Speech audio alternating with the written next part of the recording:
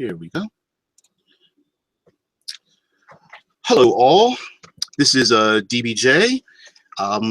We will be talking about mechanics and narrative, hopefully in a lot of detail, and giving those who watch this this panel some insight into how mechanics affect the narrative and how narrative can affect the mechanics. We will talk about many other RPGs other than Dungeons and Dragons and Fate, but right now we'll introduce ourselves.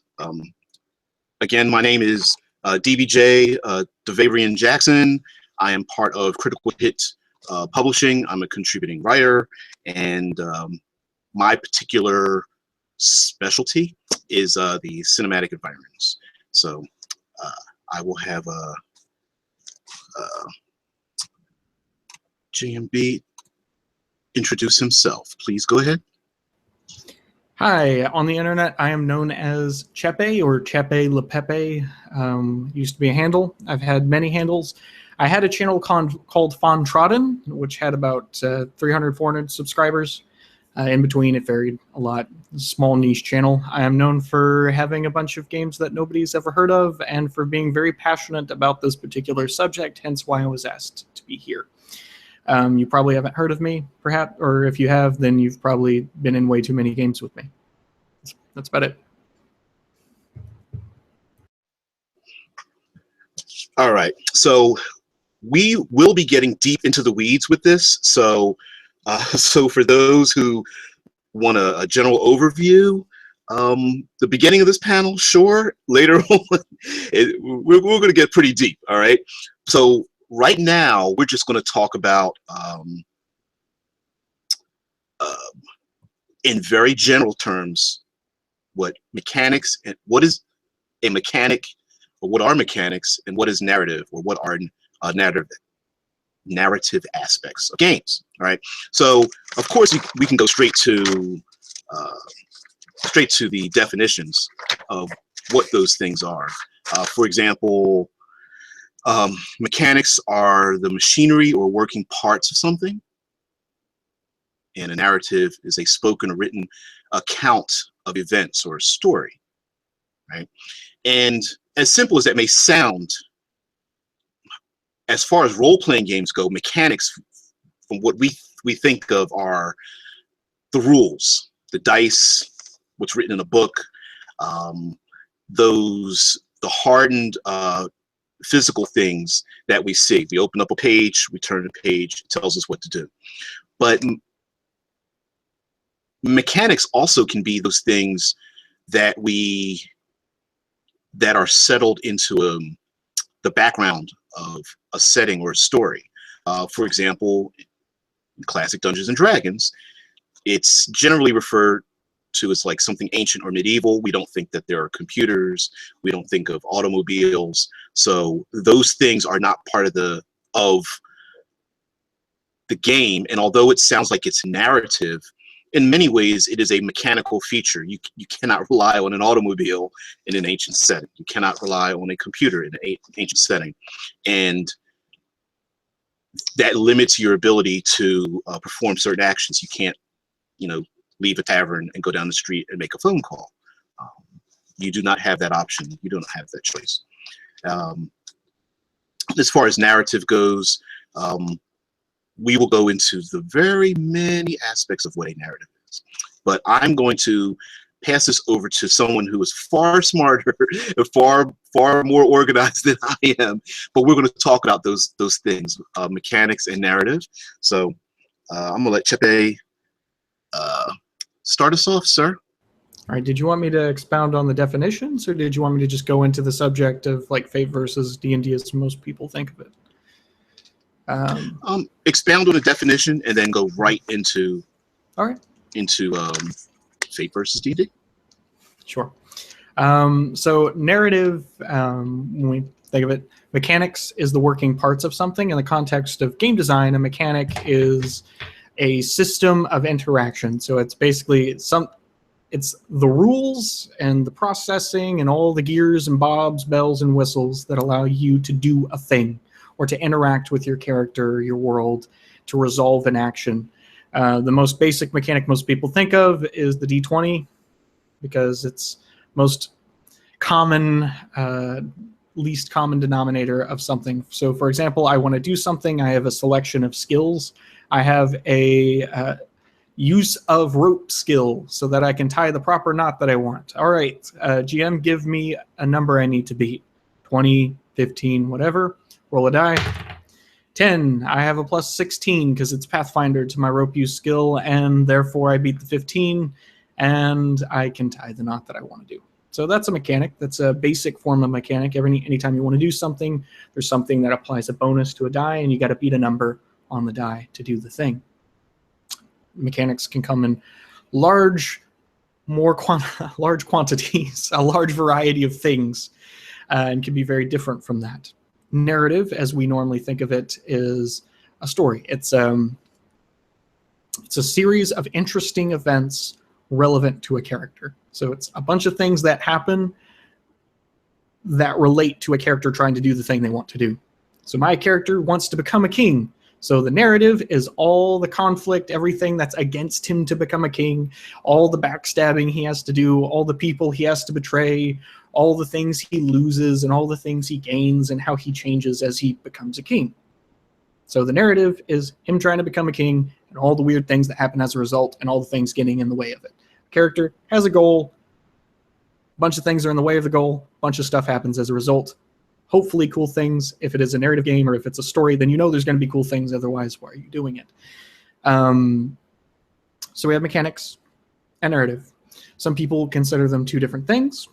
In RPGs, they're a little bit weird, though, because those two things are melded together, right? And we'll get into that in a second. Most people think of it as a dichotomy. They'll think of Dungeons and Dragons, which is, again, the most prominent role-playing game, or they'll think of Fate. For whatever reason, even though Fate's not the only one, even though it's not even the best or the worst or anything else, it's become the poster child that everyone points the finger at because they need a label for something. All of them there games are like Fate. I don't get it. And Fate is what they think of when they think of a narrative game. So we're just going to use these two examples and just to compare them. In Dungeons & Dragons, it has that D20 mechanic that we talked about. Everything is rolling a D20. When you get a +1 or whatever to something, it basically gives you a 5% increase to do the thing you want to do. And it has an extensive combat. Action economy of some kind. It gives you a wide range of things you can do in combat. And it has what's called hit points, which means if you get someone's hit points down to 0, they drop dead or they drop unconscious. You know, they're out for the count. They're defeated. It's your KO meter. Anyone who plays video games, board games, card games, a lot of things have health now. You can find versions of it in many fashions. Most people know what a health bar is at this point in time. Dungeons & Dragons focuses primarily on combat, and then they have a few tertiary skills that relate to things outside of combat, such as rope use, depending on what edition you're talking about, or religion, which is a skill, medicine, survival, things like that. In Fate, you have skills too, which also gives you bonuses, depending on which version of Fate you have. But Fate also has aspects. An aspect is a story tag. It's like a hashtag or a phrase you use that you can say, hey, GM, I'm spending a point in using, because I am, whatever the story tag is, I get a bonus or I get a reroll. So basically, aspects are your justification to do anything, right? They're the tags that you use to do the thing you want to do. So I get to swing a sword at someone because I'm a barbarian from the Eastern Front. That's my aspect, barbarian from the Eastern Front. Or I am a sneaky devil who woos all of the women is another aspect that you could have. So I use it to be the wingman for the other barbarian who apparently can swing a sword but can't consort with the princess that he fell in love with. You know, whatever kind of thing that you want to do. I'm able to do this, GM, because I have this aspect. And Fate is different in that they have Fate points, which are just points you spend to basically cheat on rolls, right? So Fate is all about creating a world using aspects. So use story tags to make a world, use story tags to make characters. And then the GM gives out points, and you get points automatically at the start of each session to cheat on rolls. It's called the fudge system originally for a reason. You fudge dice. You cheat to be able to accomplish. So as long as you have fate points, you're almost guaranteed to ultimately fulfill your goal. As I said, a narrative is all about a character trying to do a goal. So players cheat for spending a point. Well, then how do they get points? Well, the GM will be like, well, because you're a barbarian from the Eastern Front, you're wanted in the West. So now you're going to be chased by these prisoners, or from these lawmen, which are going to lead you down to a cliff. And you either have to jump into the sea, or you're going to have to fight your way through this horde of law keepers in the West. Because he thought it would be an interesting story. Here's the point. What they call compelling is effectively using other players' tags, story tags, to railroad, to guide a player into a story of some kind, and through something that the player themselves said was true about their character. So in Dungeons and Dragons, all you have is combat, and you have a few skills to do things outside of combat. Everything else, all the story, everything is determined by the players and the GM freeform. In Fate, here's a narrative that the GM is slowly giving players points to partake in based off what they say on their characters, so they can cheat on the rolls to accomplish the thing they want to do. So it's a cycle of the GM's railroading in exchange for letting players cheat, and they do the thing that they want to do. So Fate is considered in many ways the opposite of Dungeons and Dragons in that respect, because again, D&D focuses primarily on one type of conflict, which is combat, and all the mechanics pretty much revolve around that. Fate is about creating a story through a bunch of tags, the GM guiding in exchange for getting points, and the players cheating in exchange for spending those points. So it guarantees that a story will eventually come to an end.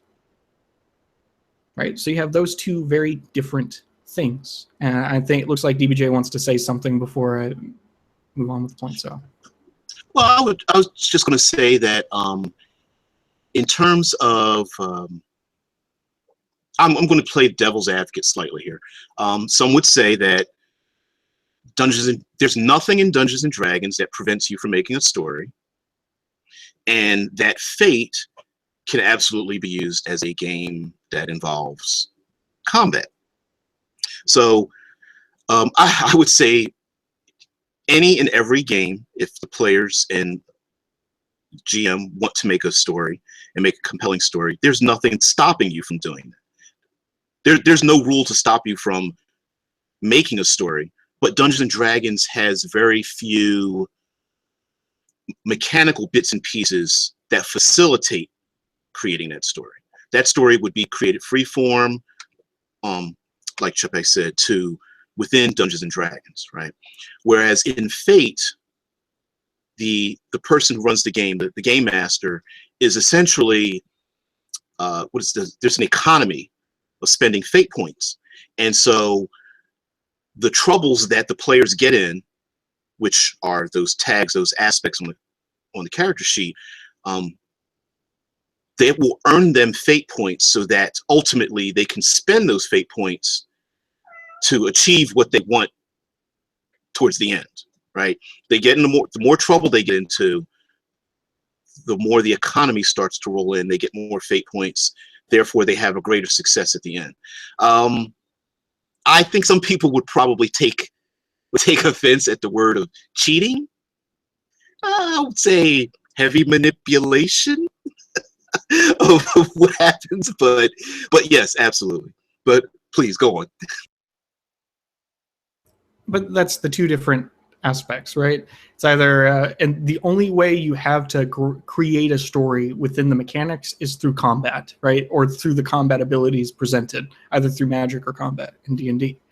In that same virtue, Fate is technically being railroaded for cheating. That's what it is. It's that economy. But the point is not winning. The point is to get to the end and then find out how you get to the end, right? Because it'll always be different how that end occurs, right? It's not like a specific railroad like people think of it, like a module. It's because the players can succeed because they can spend fate points to succeed. So how is completely up to them, basically, right? So you know it will end. You know eventually they will succeed. They may, I mean, you can die in fate too. So they may go through a character. Their character may become injured because there's consequences. Their character may change. But you're guaranteed to eventually succeed, to eventually get to the end. That's the point of fate. So these two things are normally put on a spectrum, and people are like, them people who play Fate over there, and then the other people, oh, that person who plays Dungeons and Dragons, all of that. And as I said, you can do creative things with abilities in combat to kind of make story, right? You can use combat to roleplay, and you can use combat mechanics to make story. In a similar way, Fate can be elegant and have that open-endedness that that people normally associate with Dungeons and Dragons, because, and again, they can succeed at whatever they want. So if the GMs just lets them figure out how they solve things for themselves, it's open-ended, just like combat in D&D would be. But there's so much more to this. I would like to, like, D&D in and of itself, we use D&D as an example, right? There's a few even alternatives to Dungeons and Dragons, right, that keep to that formula, that focus primarily on combat, but have story elements mixed in, right? And then other ones that try to keep the idea of Dungeons and Dragons, like the kinds of stories you tell, right? The going into dungeons and then coming out different, or, you know, having basically a bunch of hobos and a fantasy world getting into strange antics and somehow ending up saving the world is typically how it goes. Wants those kinds of stories, but don't want the mechanics, so they make that story into a thing unto itself. So there's an entire spectrum just from that. On the closer end of pure Dungeons and Dragons, you have something like 13th Age. 13th Age is made by the designers of 4th and 3rd edition. It has a very extensive combat mechanics, right? It's everything. It's anyone who loves feats and rolling dice, you'll get what you want out of it. But they designed the combat to be theater of the mind, which means you don't have to have minis. And for a lot of people, miniatures, for some people, they can't get into the story or the description of what's going on because they're so busy focusing on the mini-map because they use it as a crutch. Well, the default of 13th Age is theater of the mind. The other aspects of, sorry, I'm starting to use fate puns accidentally, of 13th Age include backgrounds. So 13th Age doesn't have skills. They have backgrounds. Background is basically kind of like an aspect or an approach in Fate. You define part of your character's background, such as I used to be the elite guard of the Elf Queen, or a sailor of the Seven Seas, or a damn good deckhand, for example. I come to think of it, that sounds like a fun aspect to have. And you assign points to them, to a maximum of 5, minimum of 1, and you have 8 points to spend, and you assign them to your backgrounds. And they function like your skills. Whatever is relevant to that background story, such as knowledge of the Elf Queen if I was her guard, that's added to the roll. And it functions like skills, just like Dungeons and Dragons, except it includes elements of your character's backstory and makes it relevant to the game presently, which is a narrative thing. 13th Age also has a cool feature called the One Special Thing. It is a neat narrative mechanic, and I do call it a mechanic because it affects world building. A lot of people who prefer traditional games, like the GM wants complete control over the world, and they have a hard time letting players world build with them. Some people prefer it, some people don't. And sometimes, depending on the group, it may be better or worse to let the GM do most of the world building, or it may be better to let everyone, right? It just depends on the group dynamic and what you want to do. For example, if there's a lot of secrets in the world, maybe you want the GM to hold all of those secrets there and to be more heavy-handed with the world building. That way the players can discover them as they go, right? Just little things like that.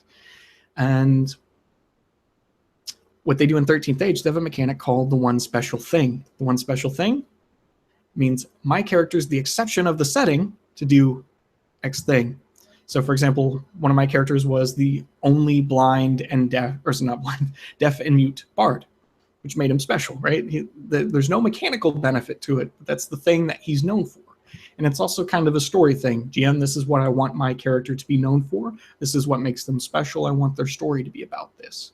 I'm the only one who knows that the Elf Queen has a son, or I'm the only one who's born the child of a dragon, or I'm the only person who is the last tiefling on the setting. So suddenly tieflings are nowhere in the setting except for themselves.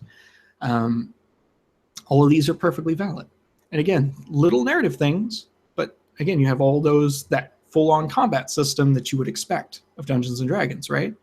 So it's a little bit closer on the spectrum, but a little bit down. Then you have something on the other end, like Dungeon World. Dungeon World is, you have classes, and they give you bonuses, and you have stats, but everything's in moves. You just roll 2d6. If you roll 7 through 9, you partially succeed. 10 or above, you succeed. There's no initiative. There's hit points. Damage is based off your class, which means you can describe any kind of weapon you want, any kind of anything you want, because your damage is just based off your class.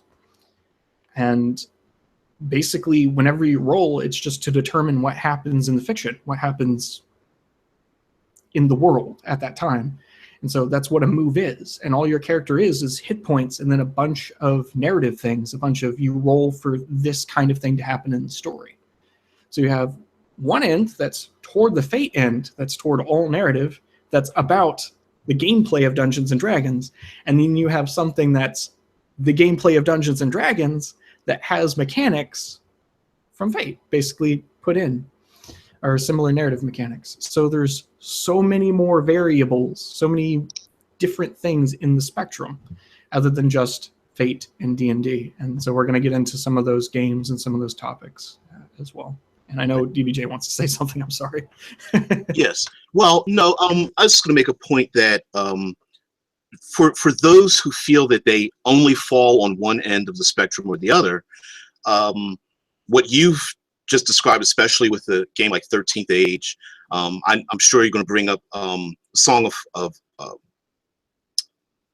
Ice and Fire, and there are other games where the narrative starts at essentially session 0 before the game starts. It's the, if someone who is into the mechanics of a game can still have extremely intense narrative at the onset of what they want their characters to be and how they interact with the world first, giving the game master an idea of what kind of characters they want to play. Maybe everyone wants to play, you know, cutthroats, and so they shape their characters collectively at the beginning of the game. Maybe they want to be a gang of minstrels, or a king's guard, or knights, or wizards, or something of that nature.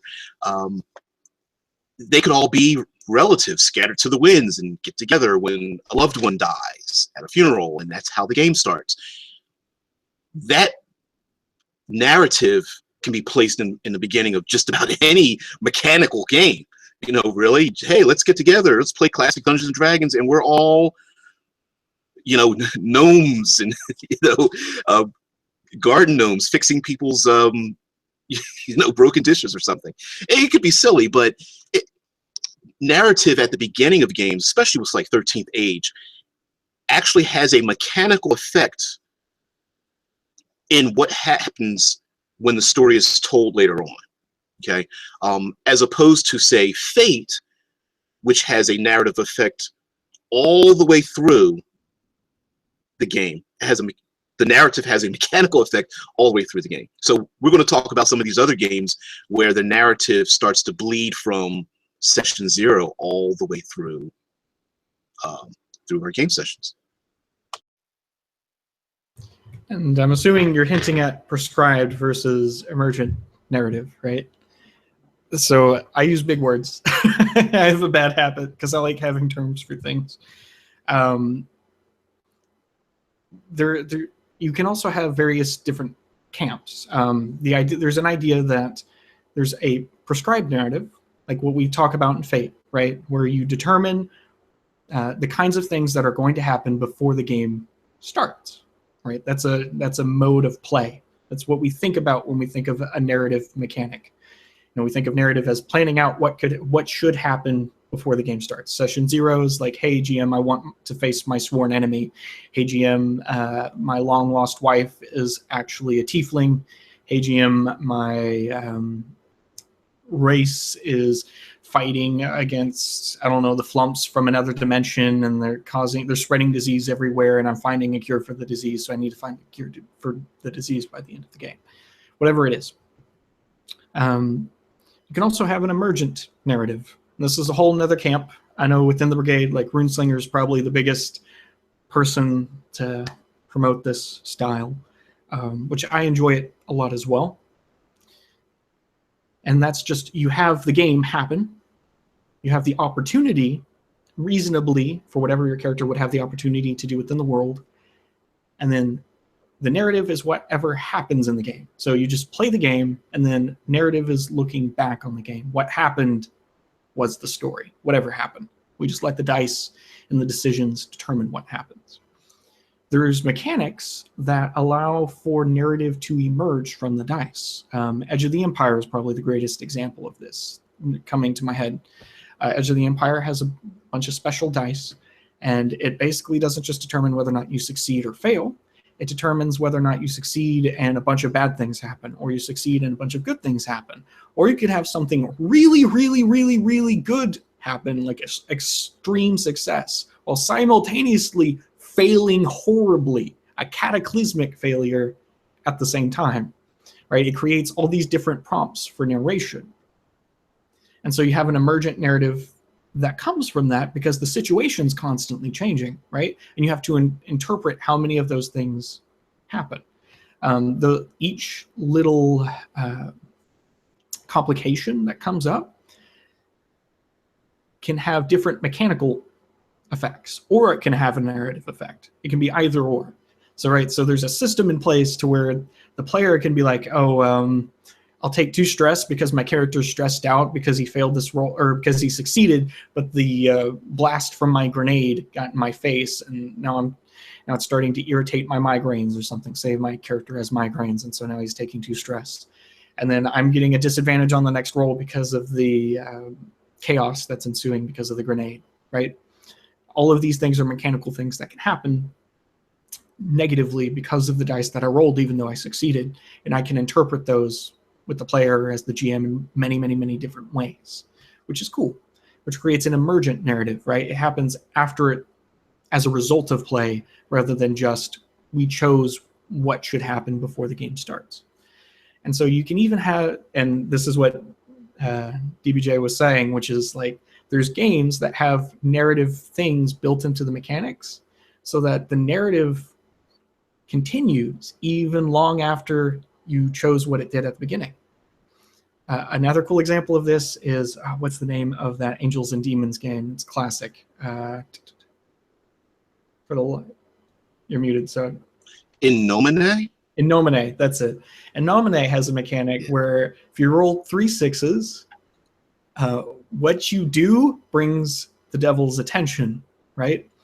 When you roll 3 1s, what you do brings heaven's attention, which means you completely change the story based off the roll of the dice then and there in the middle of the game, which is cool. Dice ask questions, right? Whenever you roll a die, it can mean different things. And we're going to get into this later, I believe, with framing. Framing basically means you choose what the dice means to the story or the situation at the time. Different games frame dice in different ways. It means I could do the thing, but bad things could happen. It means I could fail, but good things happen. It could mean I partially succeed or I succeed. Or you can ask extra questions. In the case of a Nomine, the dice don't just ask, do you do the thing you want to do? They ask, who gets involved because of it? It could be the devil, or it could be all the angels of heaven descending down and seraphim praising because you had a performance role, and apparently it was so good that the angels themselves had to join in. Oh, look, there's a fight that broke out. Oh, no. We're going to have to do something else, guys. Any number of things like that. can be involved. So there's different mechanics. Should I list more, or do you have one that you want to list in there for? Well, I was just going to state that there are some mechanics that are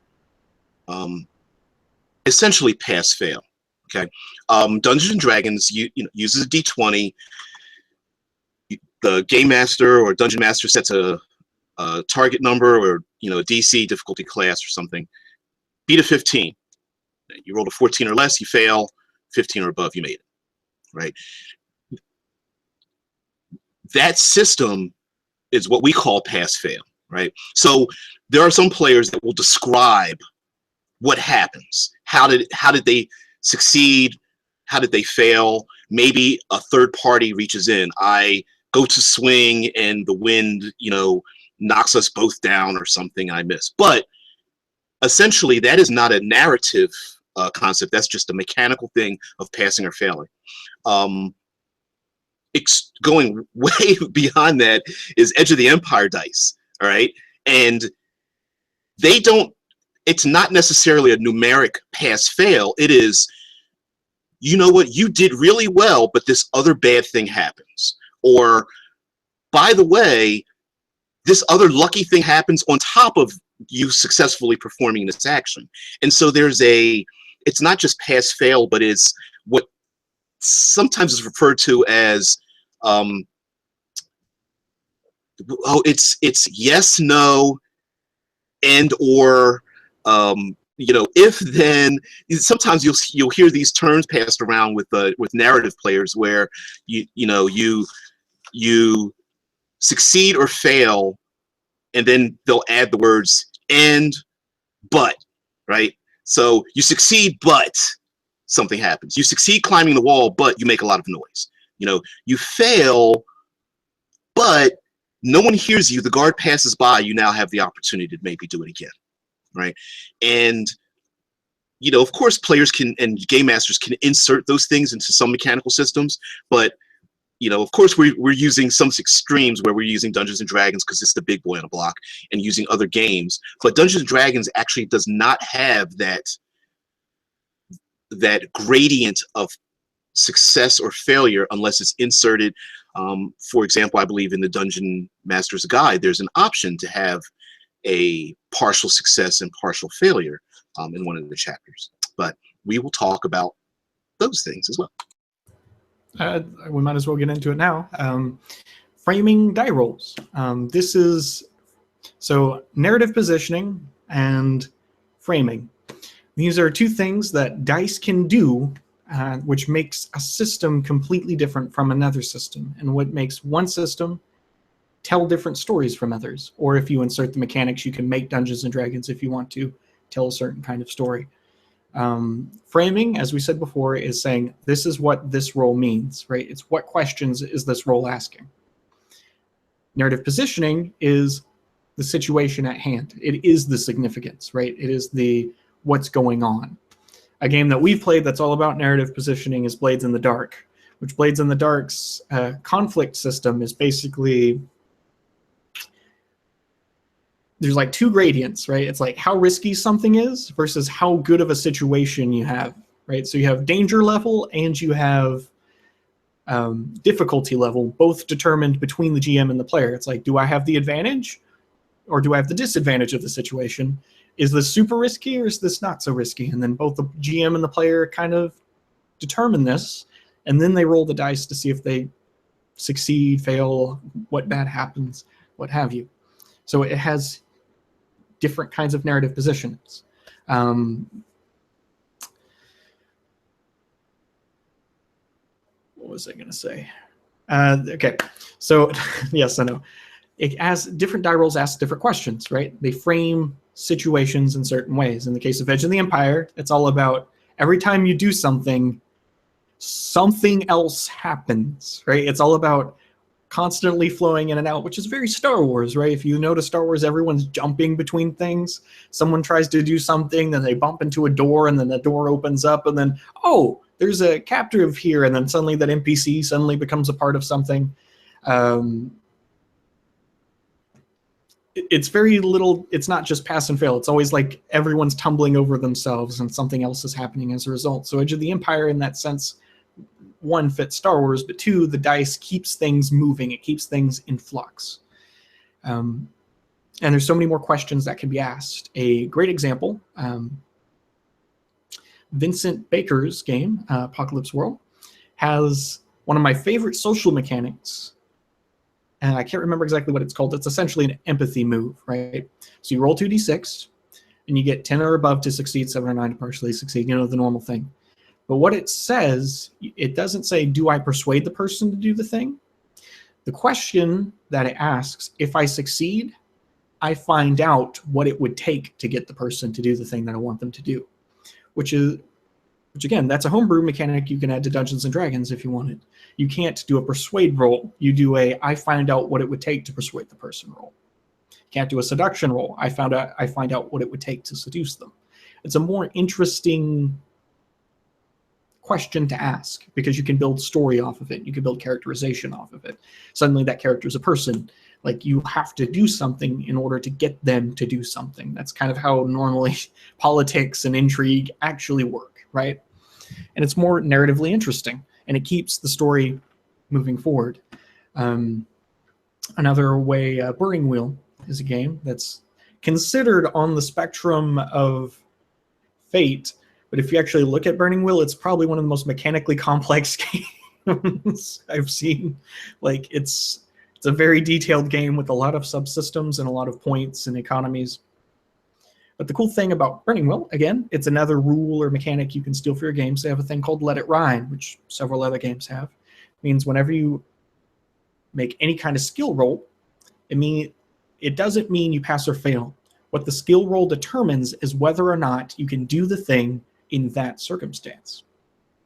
So if I want to sneak past the guards in the middle of broad daylight, I roll the die and I fail.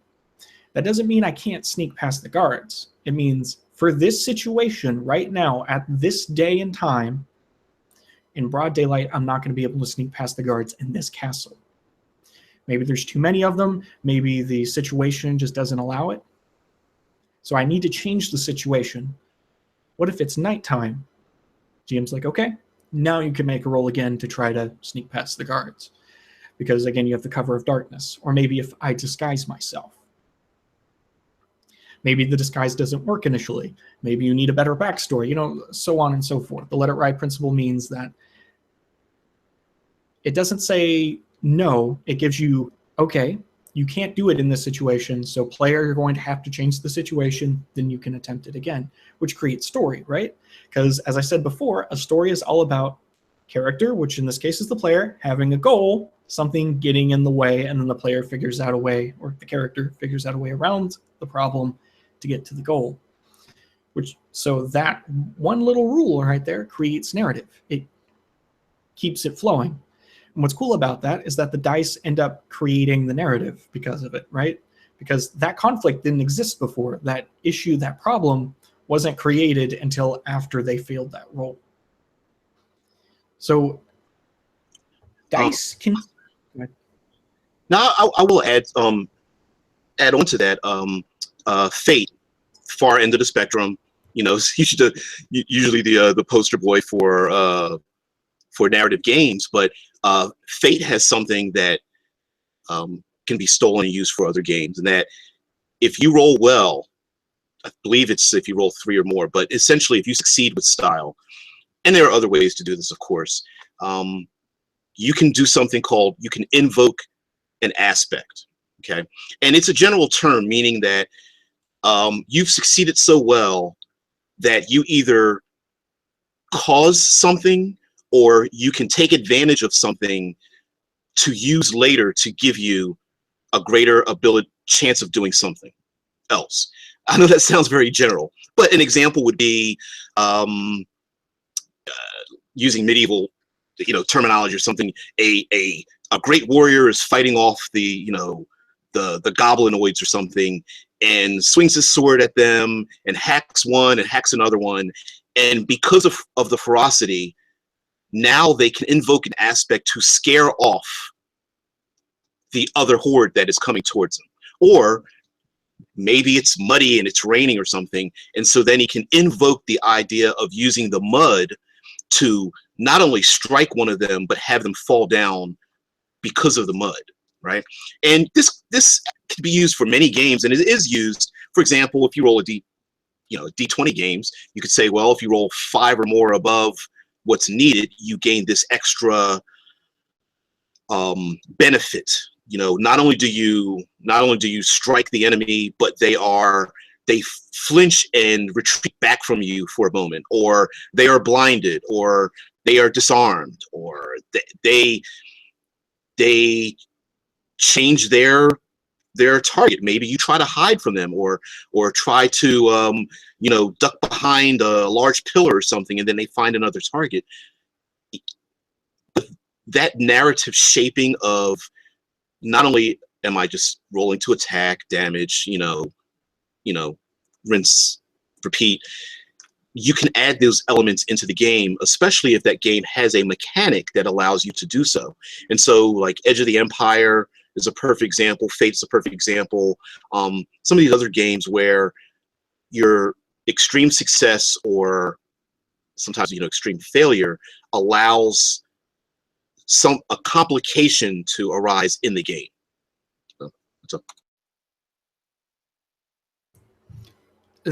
Which means dice speak, right? So dice can say something, and that's what framing is. It's figuring out what the dice say when they result, right? Whatever the result is. How do we interpret these things? And a game can be all about framing or creating different ways of interpreting those dice. So in a specific game, for example, maybe your game isn't all about social intrigue. You don't want players to intrigue, but you want players to always try to empathize and get to know characters. Maybe it's like your characters are by default good in that world. So that empathy roll that I talked about, you roll to find out what it would take, is a much better way of framing those roles in your system rather than saying, I convinced someone to do something, right? Because then it's always about getting to know a person and knowing what it would take to lead them in the right direction. So you can do subtle things. One of my favorite quotes from Vincent Baker, I'm going to quote him once or twice, is RPGs are conversation. That's all it is. And I know Samuel G is huge on this as well. He talks about it, or he did a lot. But they're a conversation at the table. And we were actually talking about that before the game. It's like every time you learn a game, it's like learning a new conversation style or new language. Like Fate makes you talk in a certain way. Song of Ice and Fire makes you think and talk in a certain way with everyone else at the table. The GM and the player's relationship is different. The player's relationship are different. And so to kind of go on the devil's argument, I'm going to be devil's argument against myself for a second and say 90% of people will use well, I can do anything within a system argument, so why would I need a mechanic to do X kind of story or X kind of person? I can do anything with Fate, or I can do anything with Dungeons and Dragons. You can. As we said, you technically can. My counter argument is that doesn't make any sense. And the reason why that is, as in for everything, right, is I'm a mechanic, right? And I have a cheap metal, horrible wrench.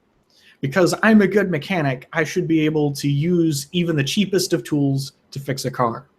Yes, but if you have better tools, why would you not want the better tools, right? If you're like, I can make a story with Dungeons and Dragons and I can do this, okay, cool.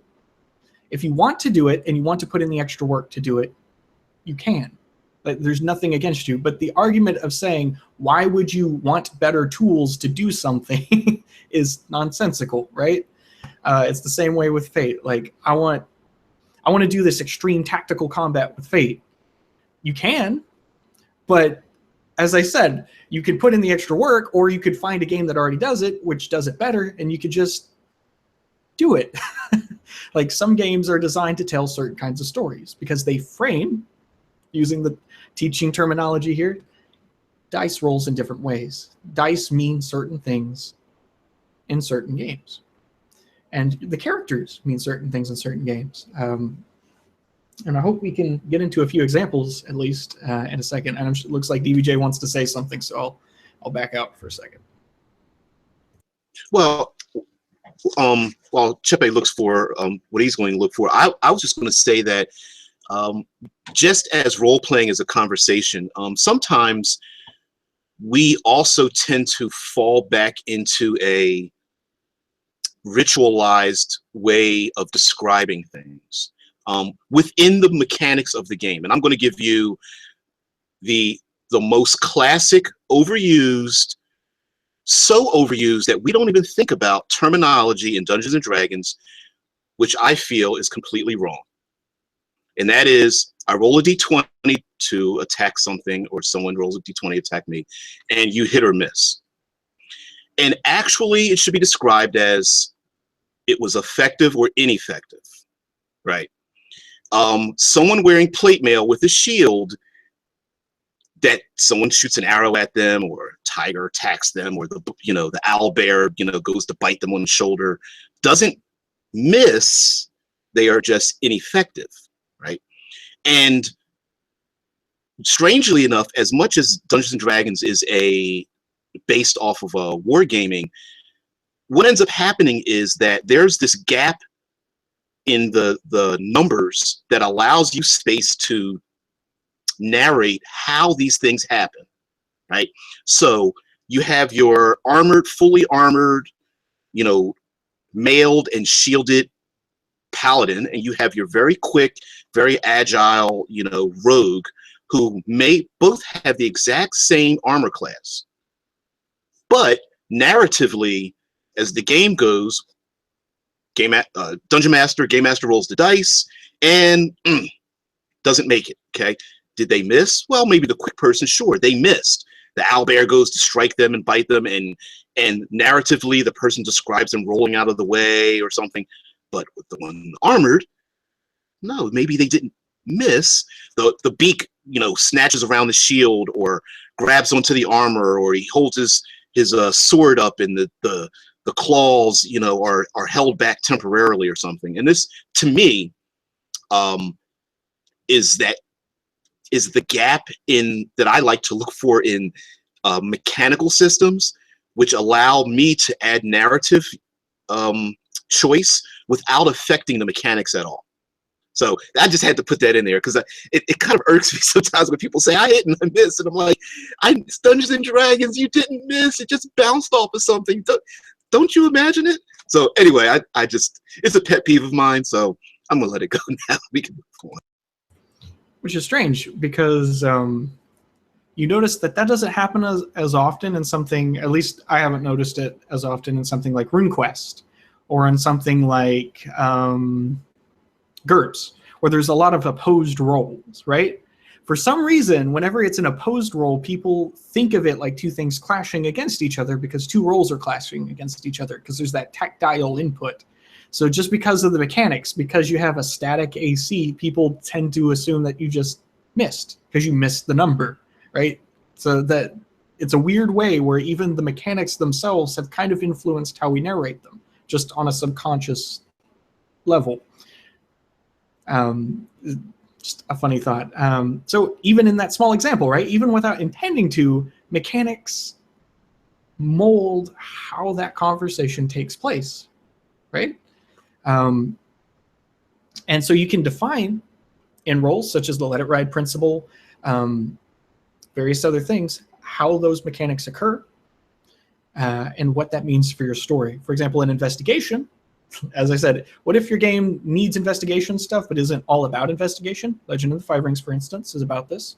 It just has a basic investigation skill with a few sub-specialties. It's a dice pool game where you take the biggest numbers and you add them up. So ones are kind of bad.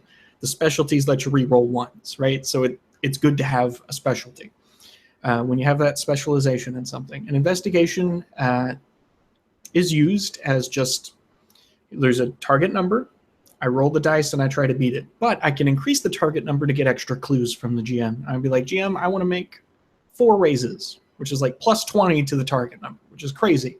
But it's like, I want all the clues, GM. So the GM's like, sure, you'll get all the clues you can get out of this one thing that you roll on if you want to. right? And that's all it needs for investigation, because it doesn't need much more, because the game doesn't center around it. Whereas something like Gumshoe, it's a system that's all about the procedural, right? If you're a detective in a cop show, you can't afford to not get the clues, right? The story will never progress. That's not exciting at all. What's exciting is the question of where do you look for the clues? So Gumshoe turns everything on its head by, instead of having dice rolls for investigation, you have a pool of points. So you have a ballistic skill, and your skill might have 4. During the investigation, because it'll renew after the investigation takes place, so think of it like after arrest, you'll get the points back. But they represent how many times you could spend a point, so the 4 goes down to 3. You want to analyze a bullet wound to gain a piece of information, specific kinds of information from it, such as, I want to know what type of gun this is. All right, spend a point from your ballistic skill. And that's helpful because you never have to roll to find out whether or not you know something. Instead, the game turns into the drama of knowing where to expend your resources, kind of like an actual investigation, right? Because you'll lose and things will start encroaching on you. Like if you're trying to catch a murderer, and resources are expended looking for clues and you keep finding the wrong ones and you're going through all this excess stuff, he might be out killing more people. So you end up losing the investigation effectively. Like he continues to go on the other day because you've spent all your points. You've wasted all your time on the things that you don't want. So the game, one, respects the fact that your character is a specialist, so they'll always know the thing that they want to know. It's merely a matter of what questions they ask. So the game becomes different. It frames your mind in the way the investigator would. It's not about it's not finding out if you know something. It's about finding where you apply what you know, right? It's where to look for clues. It's where to spend the point to do the thing.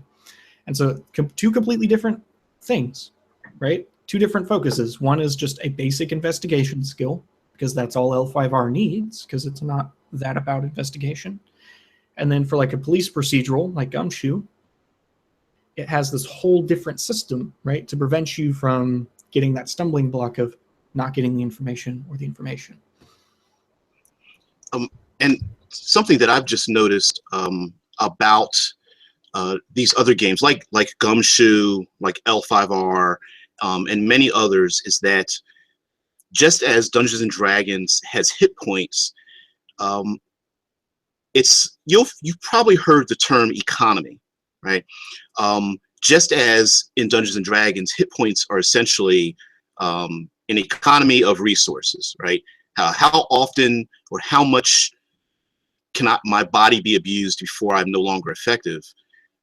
Also, in these, to enhance these other things, whether it's social dynamics, investigation, whether it's having connections with other cults or factions or something, you'll notice that these narrative elements become mechanized by having them be a resource that you have to control. You want to earn, spend, use to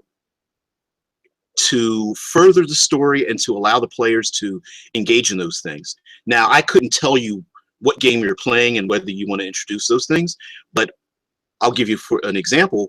In Dungeons and Dragons, you have hit points, but you don't have an equivalent social point system, which could easily be inserted into the game. And I'm sure there's a ton that you can look up. And matter of fact, as I'm thinking now, I'm sure that the Dungeon Master's Guide has like honor and favors and connections in a chapter in there as well.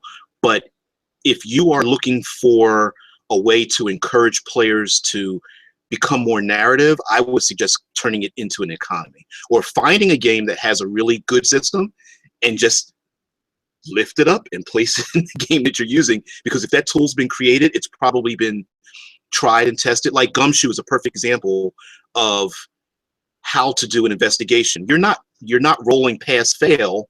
You are spending resources to engage in the story to get these clues, and it's just a matter of the trouble it takes to get from the next clue to the next clue and to outpace the conflict that happens.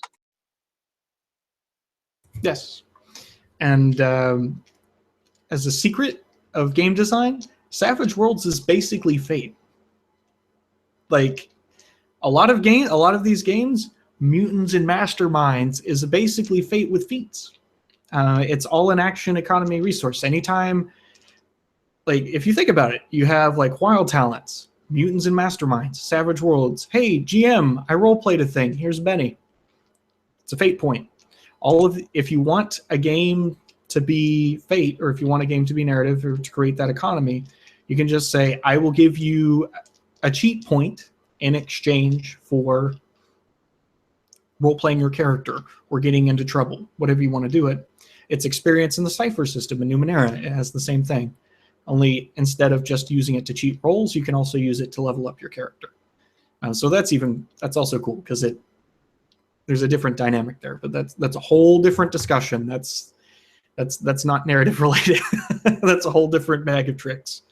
But if you wanted to add Fate to anything, or if you wanted to add an economy where I let you cheat as a player in exchange for going along with the story, all you have to do is give them a point and let the point be used to cheat on rolls, such as adding damage, canceling out damage, getting advantage in 5th edition. Inspiration is effectively that, or getting a bonus. Like even after the roll, you can say I get a +4. Like I spend a point to get a +4, and you have enough points, then you succeed. I think right about now is a good time to go into the stances, because, and I say this to you because you know far more about it, but I'm going to preface this because a lot of the trouble with is that a lot of people complain that it pulls them out of the game because they're making a decision from a meta level, from a level away from the character, placing themselves into a bad position and then going back into the character again, right? And so maybe we can talk about how the different stances and how that affects narrative, and maybe how that affects the use of like bennies or fate points, or moxie hero points, things like that.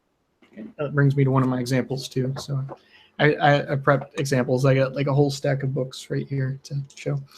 But the stances. So this is coming from the old days at a place called the Forge. You don't need to know about that or think about that. That's irrelevant right now. Another way that mechanics can affect narrative. Players and GMs can be argued that either the GM makes the story, the players make the story, the dice make the story, or what the truth is, all three make the story. Everything comes together to make what the story ends up being at the table. Maybe you prescribed it at the beginning, maybe it happens now. A stance is how you relate to the story, to the world, to the character. A player can have any of these stances, and a GM can have any of these stances. And I'll give an example for that in a second. And mechanics can change what stance you're in. So there's 4 stances. There's player stance, which means I am the character. Not player stance, actor stance. So I'm trying to be the character, right? I'm trying to portray the character. I'm doing what is on my character sheet, trying to be the character. Most people, when they think of immersion, or when they use that word, they're thinking of actor stance. They're thinking I'm in the mode of being in character. There's player stance, which is I'm trying to win the conflict through use of the system, right? In Dungeons and Dragons, it's trying to get the damage that you need to do, trying to get the highest initiative. It's working together, making those tactical decisions. In Fate, that normally means stacking up a bunch of invocations and using create aspect a lot, creating advantages, and then stacking everything in one giant hit against someone is normally how that ends up happening to win the conflict, right? That's how that normally works. You're just stacking a bunch of stuff against someone. That's player stance. Director stance is a little bit tricky. It's controlling the description, the scene. It's controlling how it's described and what perspective it's in. So normally we think of the GM as the director. For example, whenever you start out in a session and there's kind of like a cliffhanger at the end and you start in a completely different place, setting the scene, in that case, the GM is in the director's stance. If there's ever a flashback that a player character is doing, so like a player does a flashback of their character while they're going through being raised by their mother, and she was abusive and she beats them with a ruler, and because she was a nun apparently, or a former nun, she still wears her outfit and beats him with the ruler, and that traumatizes him and he hates nuns. Sounds like a fun Call of Cthulhu character for some strange reason. That flashback would be director's stance, right? So narrating that flashback, you're controlling a scene, not necessarily the world. You're controlling the perspective and the description of what's going on. So if a person's describing their attack and then they go from I switch to trying to attack my blade, or I flourish my blade in the air and I stab the poor wretch in the chest, and you look down from above, and as soon as I say you look down from above and you see the splatter of red going across the green of the grass, which compares to his skin, right? I'm switching to director's stance because I'm switching the perspective of like the imagined camera to above me rather than below into the grass. And then the fourth one is author's stance. Author is basically writing canon, right? In 13th Age, to use a few examples, I'm going to use two games, right? 13th Age, players get to be in author's stance at the beginning of the game, but then they're in actor's stance and player's stance through the rest of it. So you have a session 0, and they get to choose what icons that they're related to. In 13th Age, you have a bunch of icons, and then players get to invest 3 points in what icon they relate to, and they get to choose what kind of relationship they have with them. They also get to choose their one special thing, which again changes the world, because if you're the exception of something, if I'm the only deaf and mute bard, there are no other deaf and mute bards in the world.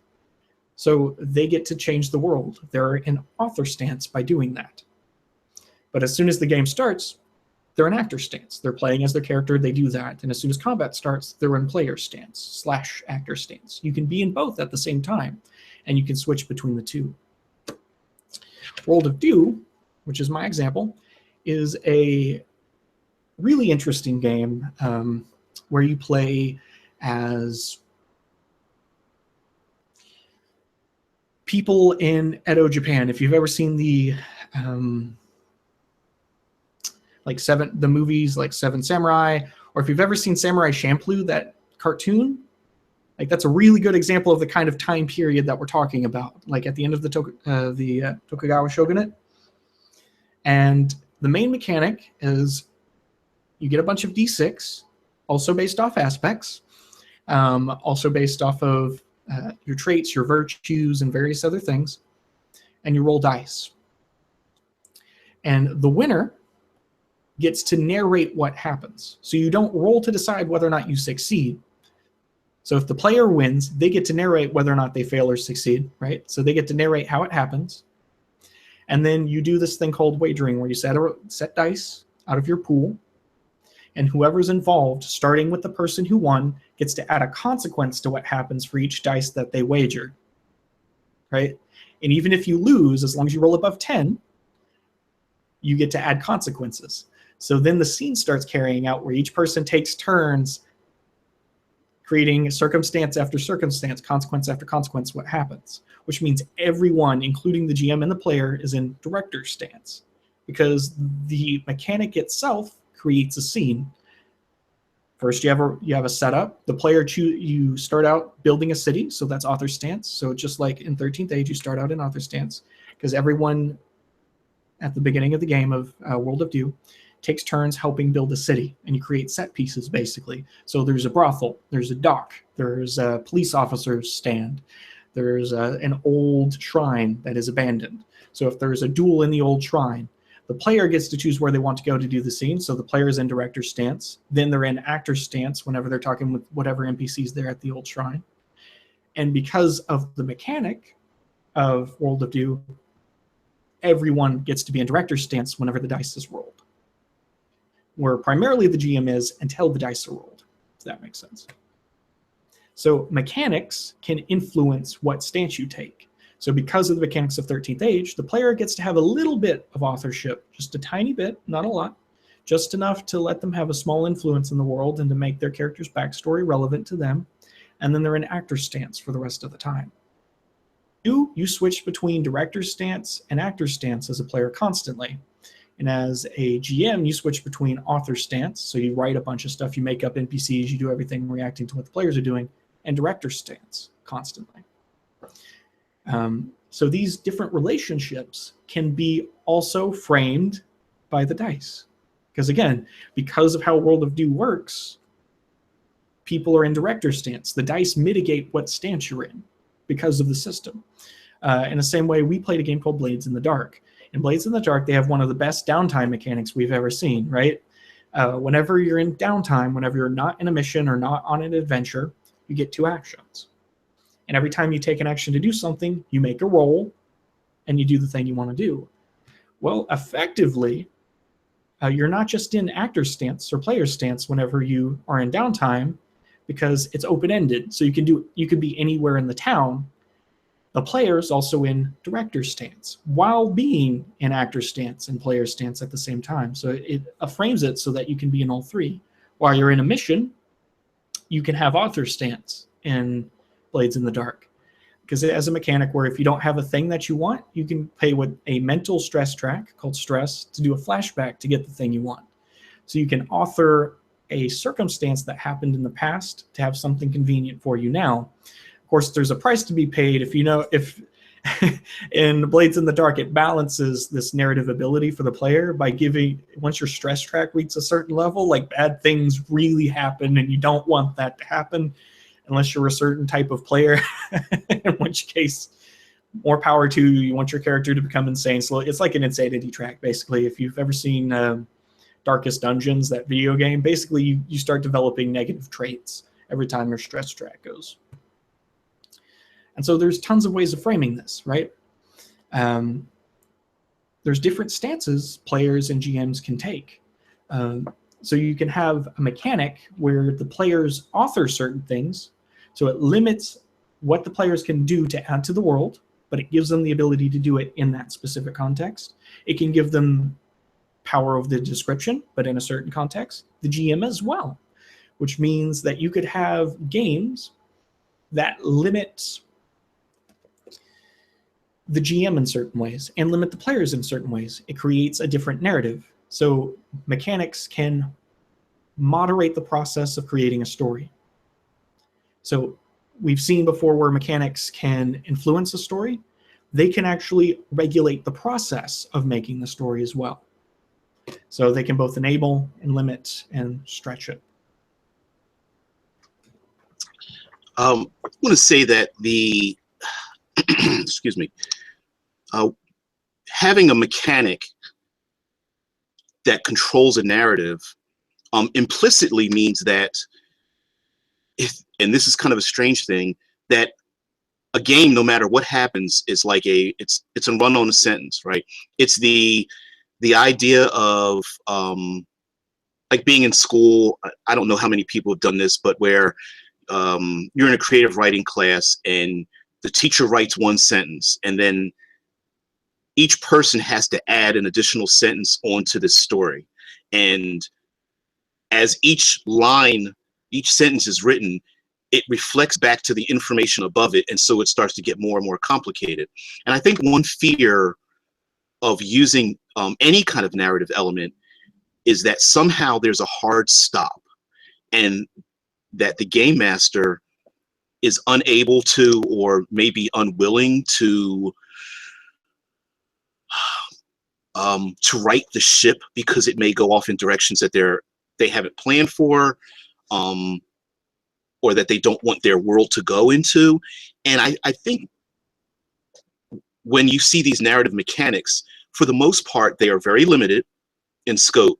And they also represent the fact that when someone creates a narrative element in the game, let's say they create something where an ancient enemy comes from, a faraway land, or a relative that they know is asking for a favor, or the magic that's building inside of them begins to explode out of them. This is an opportunity for not just the game master, but the other players to add to that element, right? To shape what is going on, to affect the personality. A player may say, oh, I'm going to, when I go to the city I've never been to, I'm going to look up my famous cousin. He's a great swordsman. Well, there's the game master can say, well, maybe they no longer have a good relationship. The player thinks, hey, we're best friends. I'm going to go get my +5, Vorpal intelligence sword from the gentleman. And now he gets there, and now they're sworn enemies, okay? And says, why did you come here? Well, I wanted to find out about this, dungeon that's in this castle that's, on the side of town. He lets him know, and then says, now, if I see you again, I'm going to kill you. You could create stories. And so instead of thinking of narrative elements as being scary and being something to avoid, think of it as what many people do in like improv, stand-up comedy. They just add to the very next thing and add to the element and build upon it. And using a mechanic actually allows everyone to not only add to it, but also limits their ability to really derail the road and go down pathways that maybe are unwilling to go, either because it's just like maybe it's unsavory, or maybe it doesn't fit into the world. So by having a mechanic, having an economy, just adds limitations to it. And of course, using those different stances, director, author, player, actor, also limits the scope so that the world doesn't just automatically change and turn into a pile of goo when if you're a game master, you put in a lot of work. Like if, for example, in Dungeons and Dragons or Pathfinder or whatever, you can just steal 13th Age's one special thing, which is totally a way of giving players one little bit of authorship, right? And that's relevant to their character. And it's also a story thing. It's saying, hey, GM, this is how I want my character to be known. This is what I want their story to be about. Like, I am the only last surviving member of a mine collapse in the Northern Mountains. That's it, right? Now that exists, and that's great. And a lot of GMs have done that traditionally anyway with backstories. Like, I've known plenty of people who are in traditional games and Shadowrun, Dungeons and Dragons, GURPS, whatever, where they choose all these things and they write a backstory, and then the characters, or then the GM just takes aspects of the backstory and puts it into the game. Having a mechanic for it is really just facilitating the process. It limits the scope, as you said. Another game that is very good about, let me grab it. A game that's really good example of what DBJ just said, right? There's certain rules that you can add, and he's played it on my former channel that doesn't exist anymore.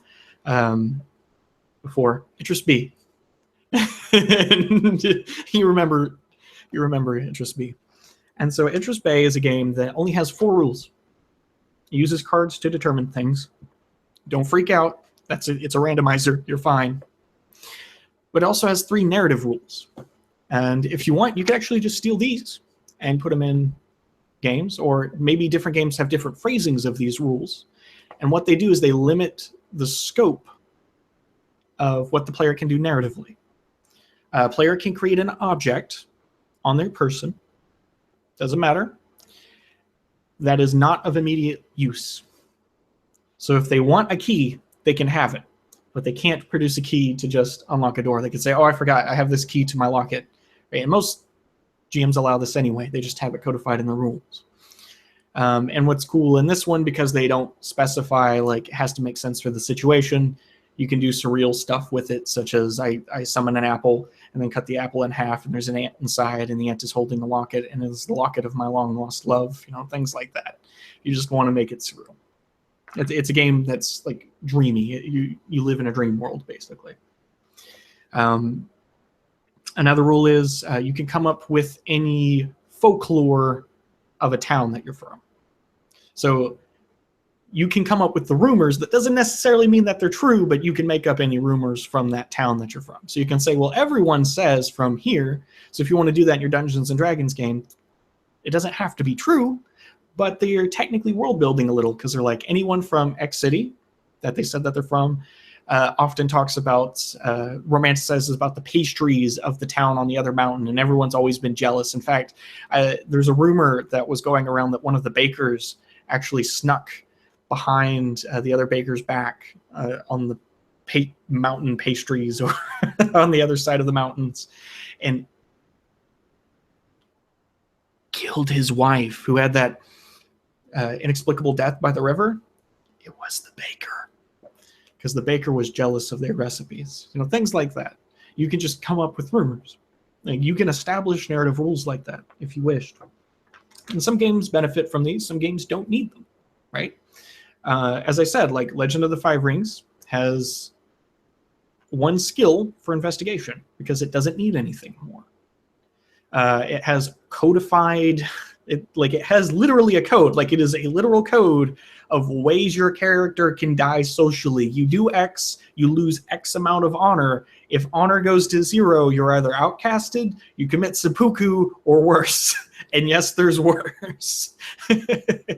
Legend of the Five Rings. But you don't necessarily need a social code in, like, say, Barbarians of Lemuria, which is an OSR game where you're barbarians. If you're on the Wild Frontier and you're Conan the Barbarian, you don't necessarily need social honor mechanics. So different games can have these things in different quantities. Now, let's go to the extreme, and then maybe go to some of the worst narrative situations and kind of confront those. There are two games that I can think of right now that are on the extreme end of narration, and it does not fit into, I mean, it's Fate-like, but doesn't fit into Fate. The first one is a game that I actually have right now called Single Moment, and try to get into here. And this game is a 2-player role-playing game about samurai who have come together on the field of battle and intend on killing each other over some kind of conflict. That is how the game starts. It just opens up, and there's actually even a declaration of how they challenge each other. The rest of the game are flashback encounters where both players act out scenes that lead up to this conflict. And what happens is both of them have hidden agendas at each of these scenes, and they try to, it's based on Bushido, and they try to convince the other one to engage in this hidden agenda. Okay, if they can elicit them to perform something that goes against the code of Bushido. Okay, whether it's like anger or like disrespect or something like that, right? But each person hides that, and so, and it has a mechanical system. Depending on your success and failure, you gain hate or honor, and you have D6s, and then you try to gain as many as you can until the very end, which is the beginning of the game, where you have a conflict. You have this big dice pool of dice. Some have a lot of hate, some may have a lot of honor, and you roll, right? So there's a mechanic involved, but the narrative compels that the characters actually don't kill each other until that last battle, right? Another game which is being kickstarted at the moment, which is Dream Chaser, in which it uses of course you can steal this mechanic. It's not really a mechanic, but you can steal this, in which each player writes down not just a goal, but like their dream, what they want their character to do. It could be, I want to kill the evil king, I want to establish an empire, I want to find my true love, I want to, you know, achieve that really cool magical sword I've always wanted for my character, right? You write them all down, and then you take those, and then all the other players attach a goal to your dream, right? So I want to kill the king. So someone else says, writes down something like the king killed, my lost love, and I want to get revenge too. Or someone else may say, I'm related to the king, but he ignores my, ascension to the throne or something. And then the game master takes all of that together, puts them in any order they wish, and that becomes the story, right? So that is like narration instead of the very beginning, like a session 0. It is almost like a narration at the end. In effect, it creates a railroad for the player characters who have already decided to be on that railroad as a narrative, and then the game master just creates conflict to ultimately get to that end. Those are extremes. Could you insert those in games like Dungeons and Dragons? Sure, you could. How it would go over depends on your comfort level, but taking these little narrative mechanics from different games is a good way to insert them in a game, and it also gives you a rule set in case players have a choice. But I'm also going to head towards the dark and ugly side of narration. All right, and the biggest offender and the second biggest kid on the block is fate, and that's when it comes to aspects. Okay, that aspect conflict where someone writes down like, I'm a barbarian from the Eastern Shore, and someone says, well, because I'm from the Eastern Shore, I'm pretty good at sailing, right? And now you come into conflict, maybe. Game Master says, well, you didn't really say you were a sailor. Player character says, well, yeah, in this situation I am skilled. How would you handle that, Chepe, and just in general, like how, because it is a narrative and it is open-ended, it can be a dangerous tool, in my opinion. But how would you handle something like that? How I would handle it? I play games typically that have better definitions. I usually, like, whenever I run Fate strictly, like if I ran Fate Core, I would have I use aspects kind of like ad libs, where I said there's different aspects. It's one of the reasons why I like a game called Edragor. I should have grabbed it. Edragor defines aspects specifically, right? This aspect means a very specific thing for your character. It's still open-ended, but it's a certain type of thing. For example, you have an elemental aspect that relates to one of the mysteries, which is like the mystical aspects of the metaphysics of the world. Your character relates to one of the elements, effectively. And whenever you invoke it, weird things happen in the environment, and it has specific descriptions of what can happen. I think like space or something like that. Like spiders and scarabs crawl out of dead bodies' mouths whenever you start invoking. And that could be anyone. Like, it could be a cooking skill. Like, I'm having a contest of cooking, and then suddenly I'm getting into gear, and my cooking is so mythical because I'm invoking my mythic aspect that scarabs start arising around, and it starts changing to autumn leaves because I'm tied to death, things like that.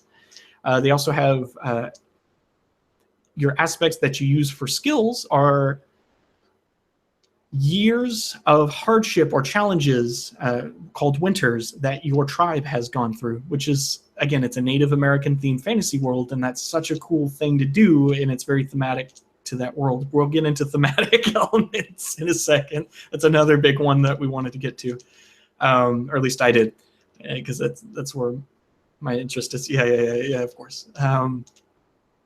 But for example, in like noir, like, your trouble is going to be, what addiction do you have? Normally, if I'm thinking about like noir, what organization or gang is after you is another aspect. You can use that as a positive or a negative. So I would normally ask questions and define aspects in very specific ways whenever I run it. So it's open-ended, but it's limited to certain kinds of things that make sense for that game, world, genre, things like that. There's a lot of games that do different things, like Cypher System has a free-form skill system, right? So, but every skill has the same bonus. It's just, it lowers difficulty by 1 level. So it's basically a +3 to your roll, effectively. And the max that you get is a +3. So if you're like, I'm really good at breathing, cool. So whenever breathing's involved, you're good. You get no more or less than any other skill. Running a marathon. Sorry, you didn't get running. But I'm good at breathing.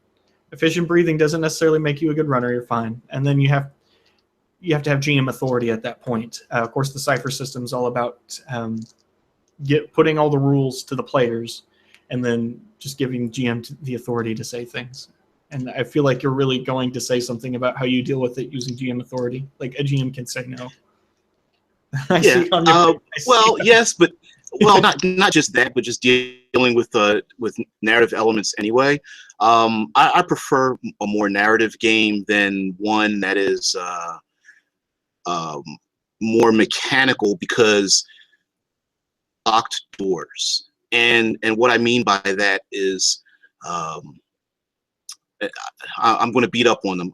GURPS, one of my favorite settings. Oh my goodness.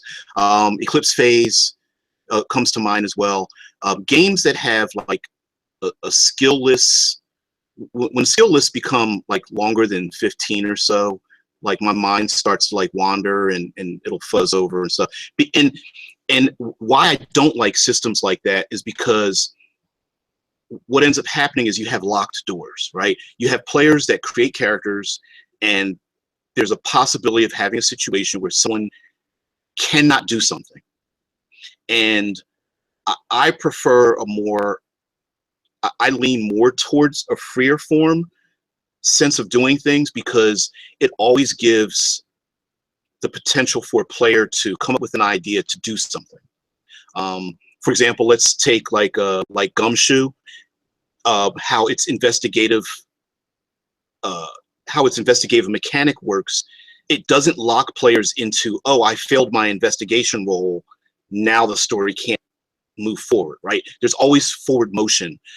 Games that the let it ride concept or failing forward concept means that you succeed but something happens, means that the story keeps moving forward even if more complication piles up on the player characters. And I hear oftentimes that, like, if a game is not lethal, well, if it's not lethal, it's not really, there's no threat. But sometimes there's things worse than death, right? There's you can get to the point where you have so many complications that have built up that you really are ineffective, but your character isn't dead, so you're forced to play this person with all these complications, which can be annoying in and of itself. But at least it has the opportunity for players to overcome something. Star Wars, right? Hey, we need to get off the Death Star. Okay, well, you have to swing across a bridge, and you have some guards to fight, and then you have to go into the trash chute, and then you have these are like this one complication after another complication after another, when the simple act is, I need to get off. I need to get off this ship and go from A to B.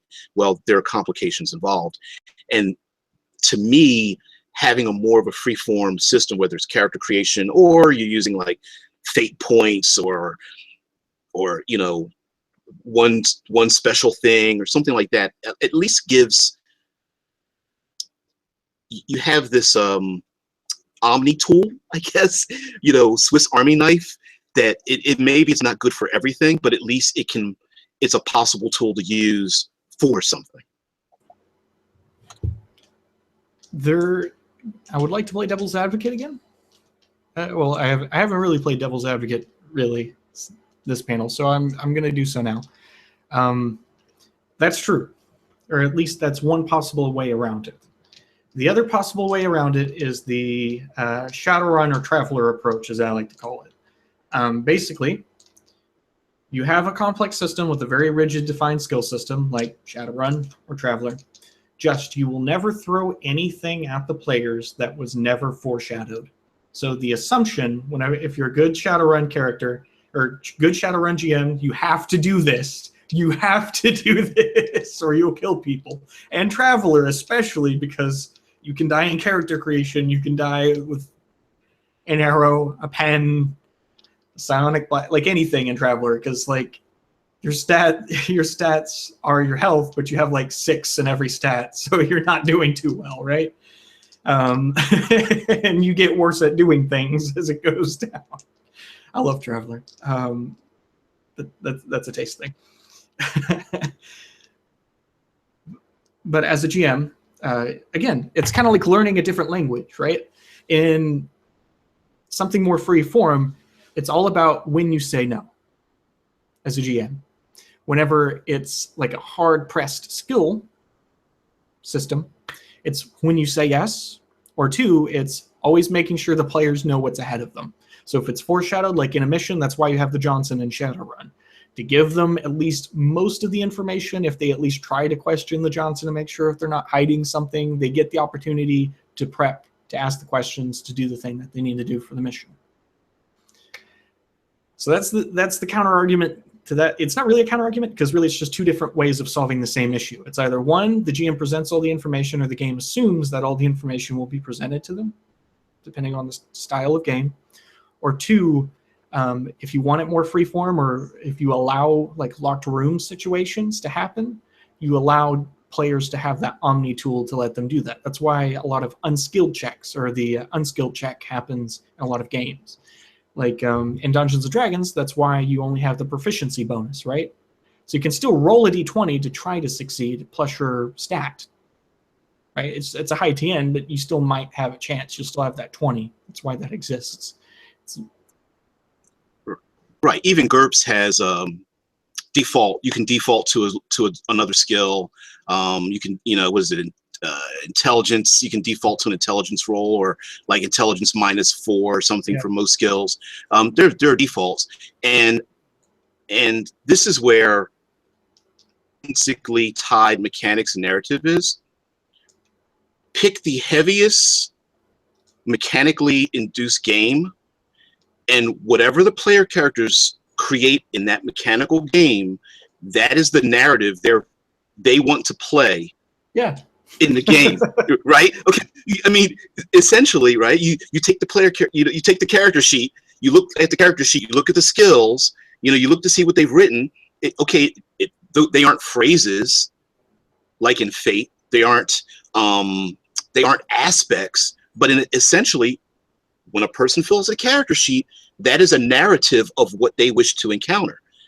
That one person, let's go like Indiana Jones, 1920s, and someone makes a scholar, and another person makes a doctor, and another person makes an investigator, and someone else makes a rich debutante or something, and you're going, sounds about right. I think I will.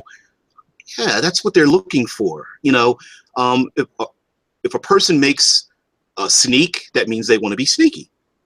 Someone makes a gunman, they want to shoot things. So even the mechanics of any game lends itself towards a narrative that I believe that those players want to engage in. I think the flip side of that comes in when you, as a game master, you want to challenge people on their weakest part, right? Their weaknesses. Mm-hmm. And I think that's where narrative games kind of has the edge over the more mechanical games in general. But it benefits the player to be challenged in narrative games most of the time, right? Right. For other people, I've seen different styles of players. There's players who love to be challenged at something they're really bad at because they love the risk involved. They're like, it's a percentile system. I have 10% chance. Let's do this, right? And they're gung-ho about it. And then there's the other person who will like, I hate you, GM. Like, they'll look at you like you shot all of their pets in front of them and then burn their bodies in front of their house. Like, they'll give you that death stare of just, why are you doing this to me? You're going after me. This is personal. It's because I didn't buy you pizza last game, isn't it? And then you have other people who are in narrative game, like when put in a narrative game, and then you get the fate point for failing, or you get the fate point for having that weakest point. They're like, oh, this is fun. This is cool. I can do things. And then you get the other person the same person who like really enjoys that 10% chance. When they're given the fate point, they feel like they're being handheld, right? They hate the, they're like, here's a brownie point. Here's a little breadcrumb, because that's what it is. Here's a breadcrumb. Here's a breadcrumb. Here's a breadcrumb. They feel like they're getting a participation trophy, and they don't get it. They don't get it. It's a part of the economy, and for them, it's just not fun because they want the negative to really be a negative rather than just I get something in exchange for a negative. And so, player style, right? It depending on the group. Some players you may find in your own group will work much better in a narrative system, especially in that situation. And other players will work far better in the other situation, which is really cool because you have all these different games with all these different spectrums, right? And because you have so many games in the spectrum, you may be able to find a game that specifically meets your group's needs. Because maybe you have that type of player that is the 10% person, right? That wants to have that very negative skill. They hate being handheld. They hate that feeling of because they like the hard pressedness of having a very low skill. Maybe you have a game that has a version of Benny's that's a little less heavy-handed, right? Like it's a lesser version, like Inspiration in 5th edition. It's just barely there. You know, maybe Savage Worlds. So a person can rely on their specialties or they can do that if they want to or not. Instead of it being so integral like it is in Fate. Because Fate, it's all about that economy. Whereas other systems, it doesn't. So you have these spectrums, right? And so you may be able to find a compromise for different styles of player. And that does bring me into the next topic if you're ready. On the opposite spectrum, man, there's at least 3 topics that I want to cover still deep. We'll go into different mechanics can affect different parts of a narrative. So all the mechanics that we've mentioned so far, a narrative is a character doing a goal in a setting with conflict. A narrative is always those 4 things, right?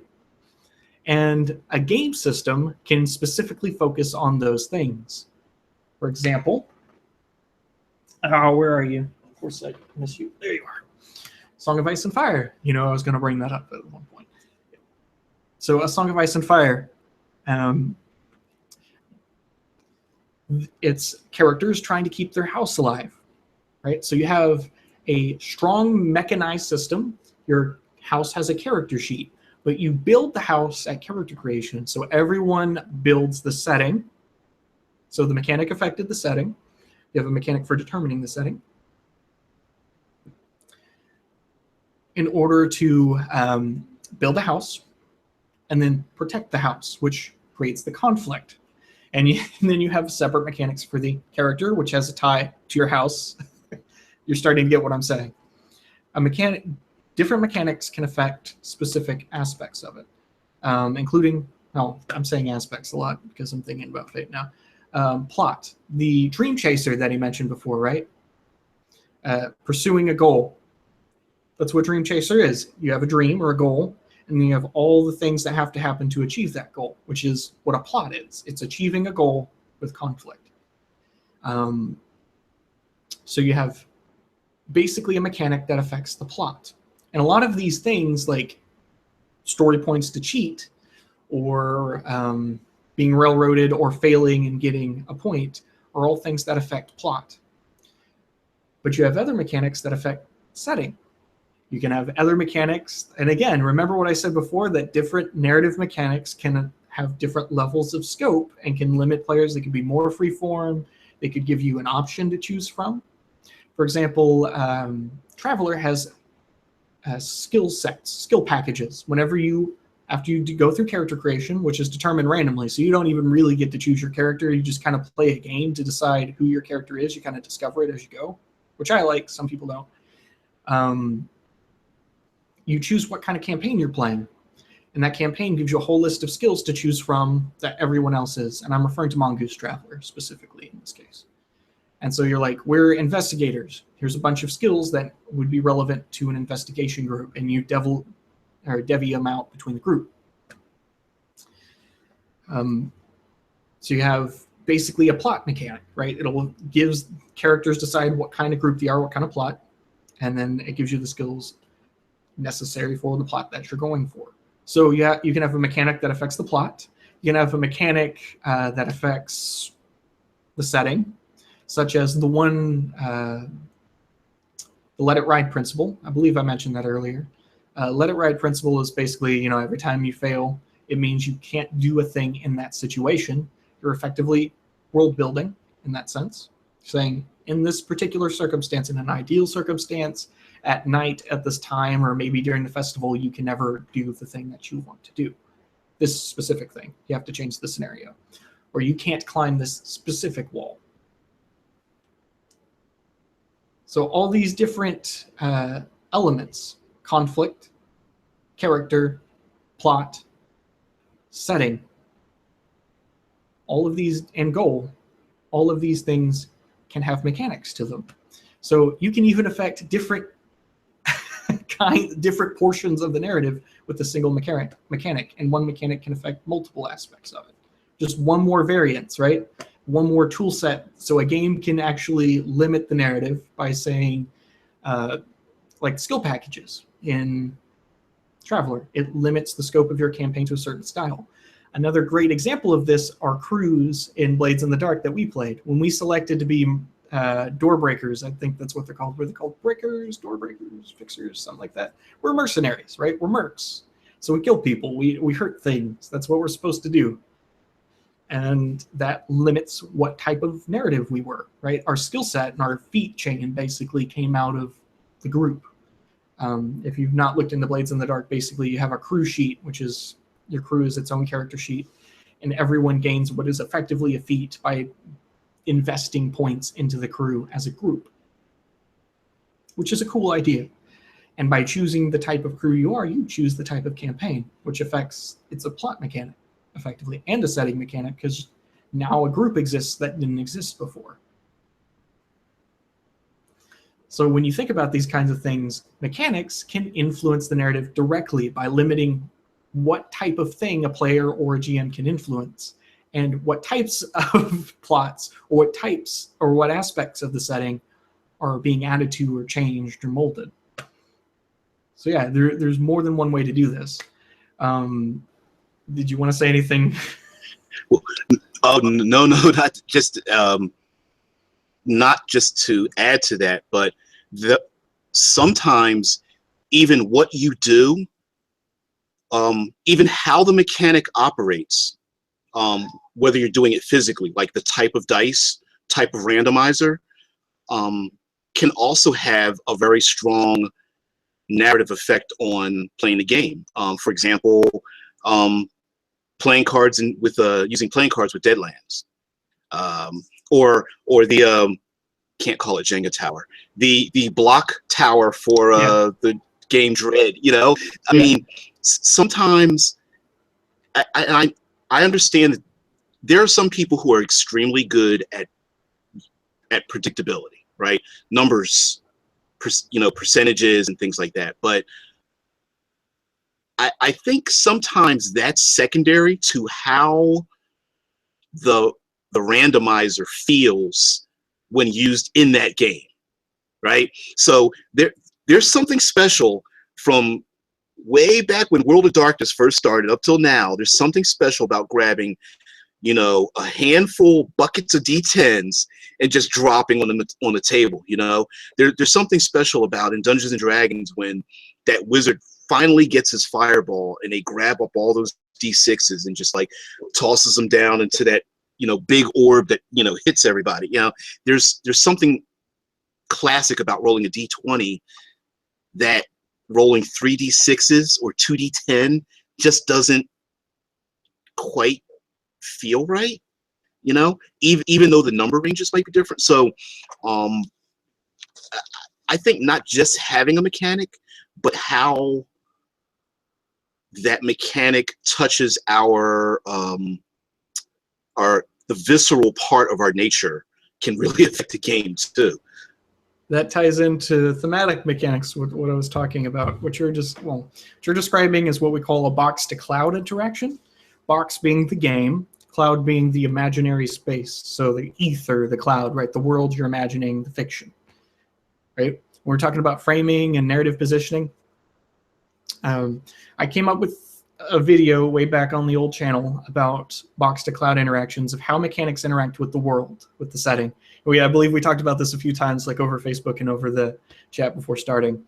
What he's describing, what DBJ is describing, is what I call portraying.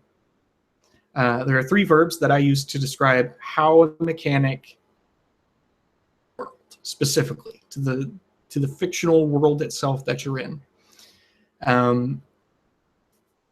A mechanic can invoke the world, it can portray the world, or it can model it. And we're about to answer an old-time question, like a debate, deep within RPGs to the very beginning, right? You'll hear old grognards, no offense, DBJ. Yes, the beard and wisdom just full of, yeah.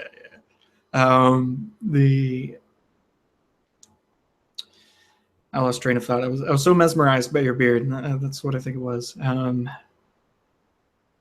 Betrayal. What was it?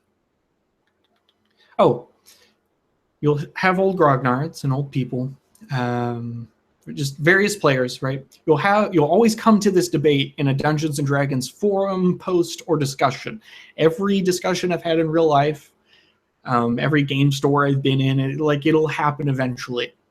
Someone will say, I love Vancian magic because it feels like magic.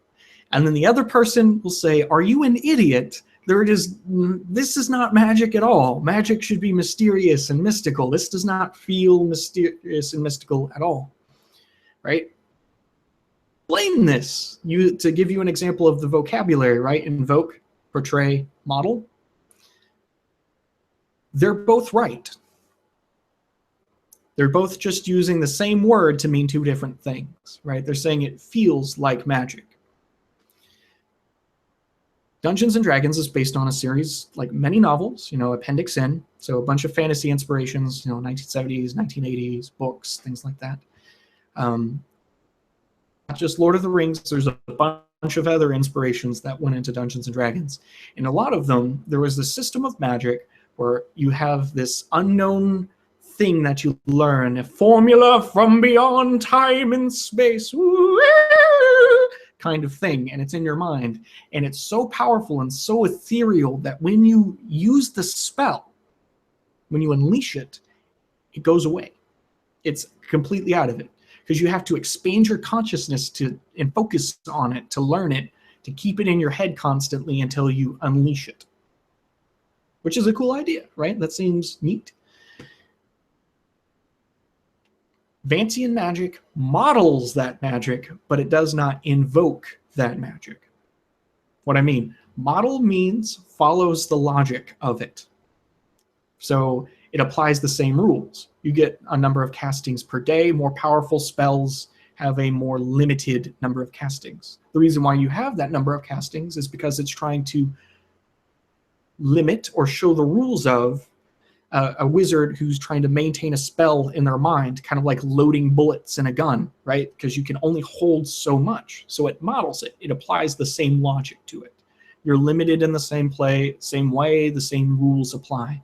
I got to spend a number of hours in a spell book studying. The reason why that is because the fiction that inspired it said, well, wizards have to constantly study and constantly maintain these spells, otherwise they'll just disappear, or the wizard may go insane or something like that, because it's so much mental work to put it in.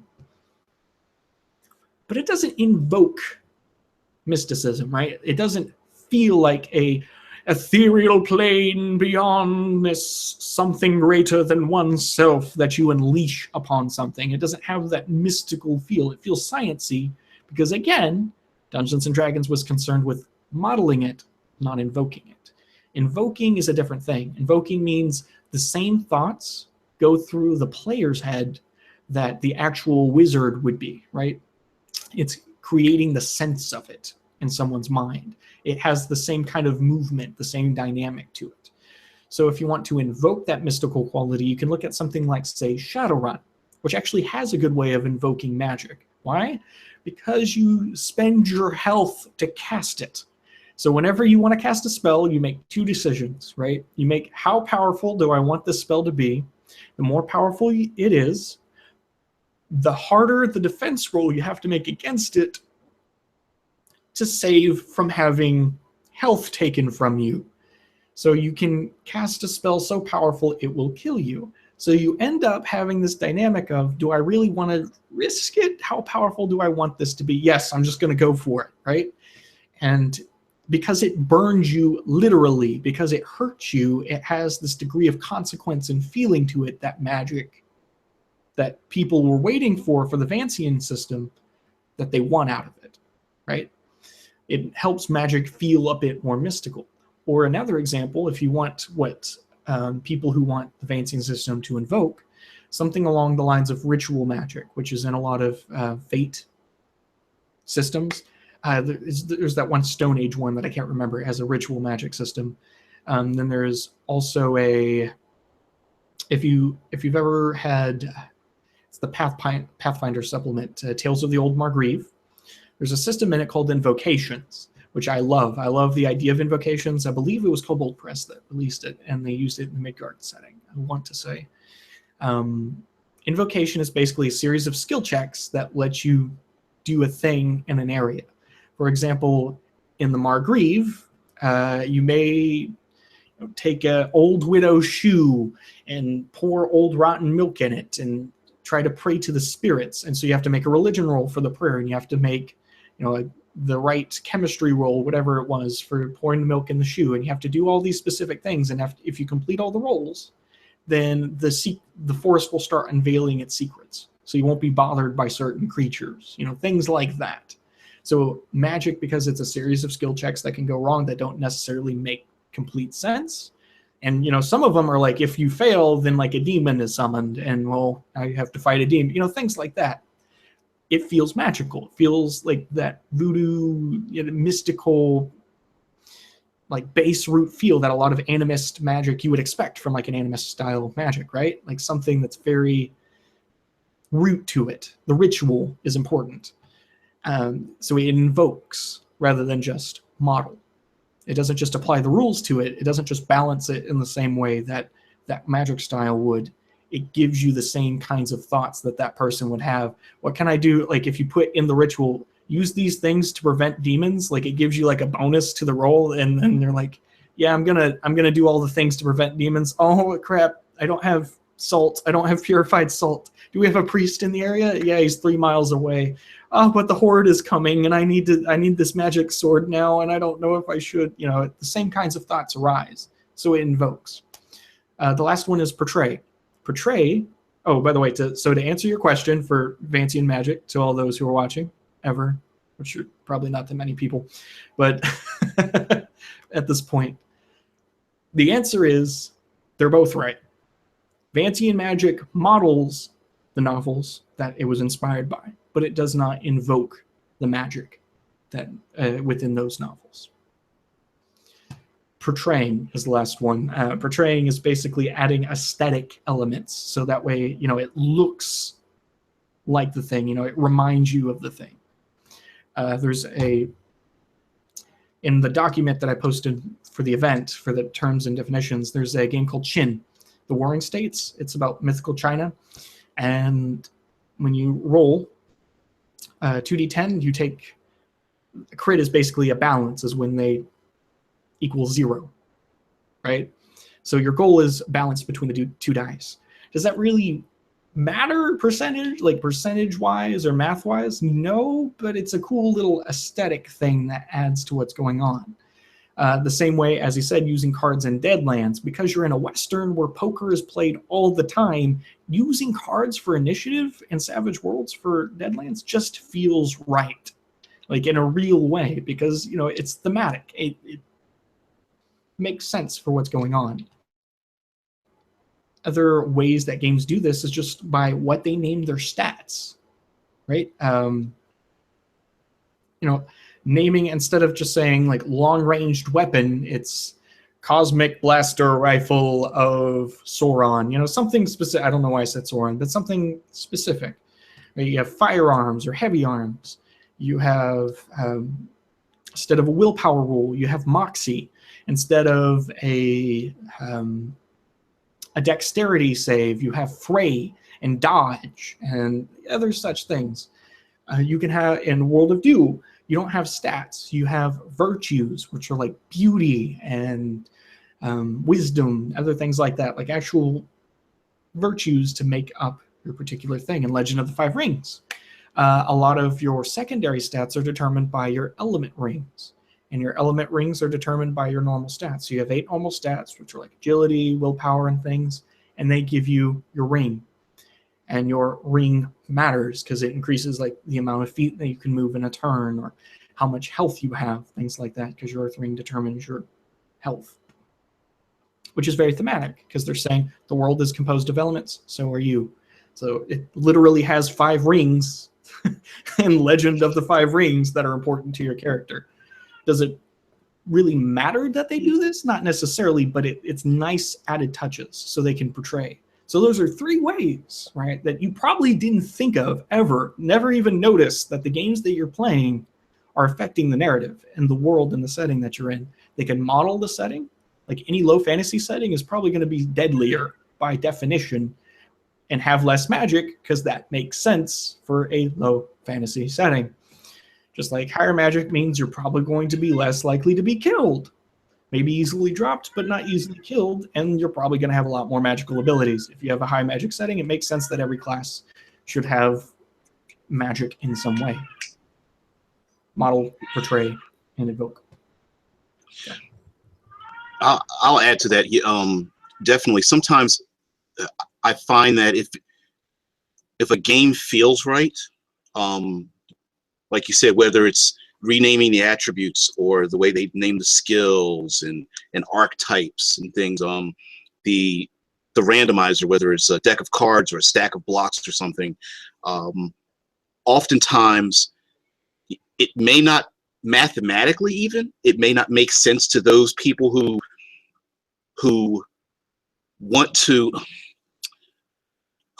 desire to have a particular mathematical balance. But sometimes the feeling, that emotional feeling, sometimes feels so much better. I did an experiment one time with Dungeons and Dragons by saying, erasing all the attributes, all the armor class, the names, right? Hit points, saves, and then allowing people to rename them anything they wanted for their character, right? So erase strength, but find another word that represents what it means for your character, whether it's like muscle, might, honor, will, or something like that. And it wasn't that we were going to play the game, but it was just this idea of, it gave me insight into what they wanted their character to be. And it really changed the dynamic of the game. Even if Dungeons and Dragons just changed, they can't do it. But if they changed armor class to something else, if they changed the word hit points to something else, would go so much further into being able to describe something that is, whether it's high fantasy, low magic, far more gritty, whether there's something that's like post-apocalyptic or something. I really like the idea of games that are able to do this. One game I don't hear it talked about too often, but a lot of people that are dedicated to it, is Within the Ring of Fire by main man. Damn it, I just forgot his name. Andrew Wood. Andrew Wood. And I love that game. And he did, to me, I think he did something that is very rare. And that is, whenever someone designs a new game system, they always rename the classics, right? Game master, player character, they rename those things. And most of those don't really stick because they're kind of odd. With World of Darkness has storyteller instead of game master. But I like when he used the terms like flame tender, catalyst, the stars, the embers. Like I really think that emulates what he was trying to get across as far as his setting. So the terminology he uses to describe the world in a metagame sense immerses you into the game. Whether you like the game mechanics or the setting at all, I really think they really sell the setting. So that's another example of how that can be used, just using the terminology within the game itself, how you describe how the dice are used, how you describe the player characters and NPCs and such, can really immerse you and create this narrative. But I don't want to say I'm challenging you, but I'd like you to answer something.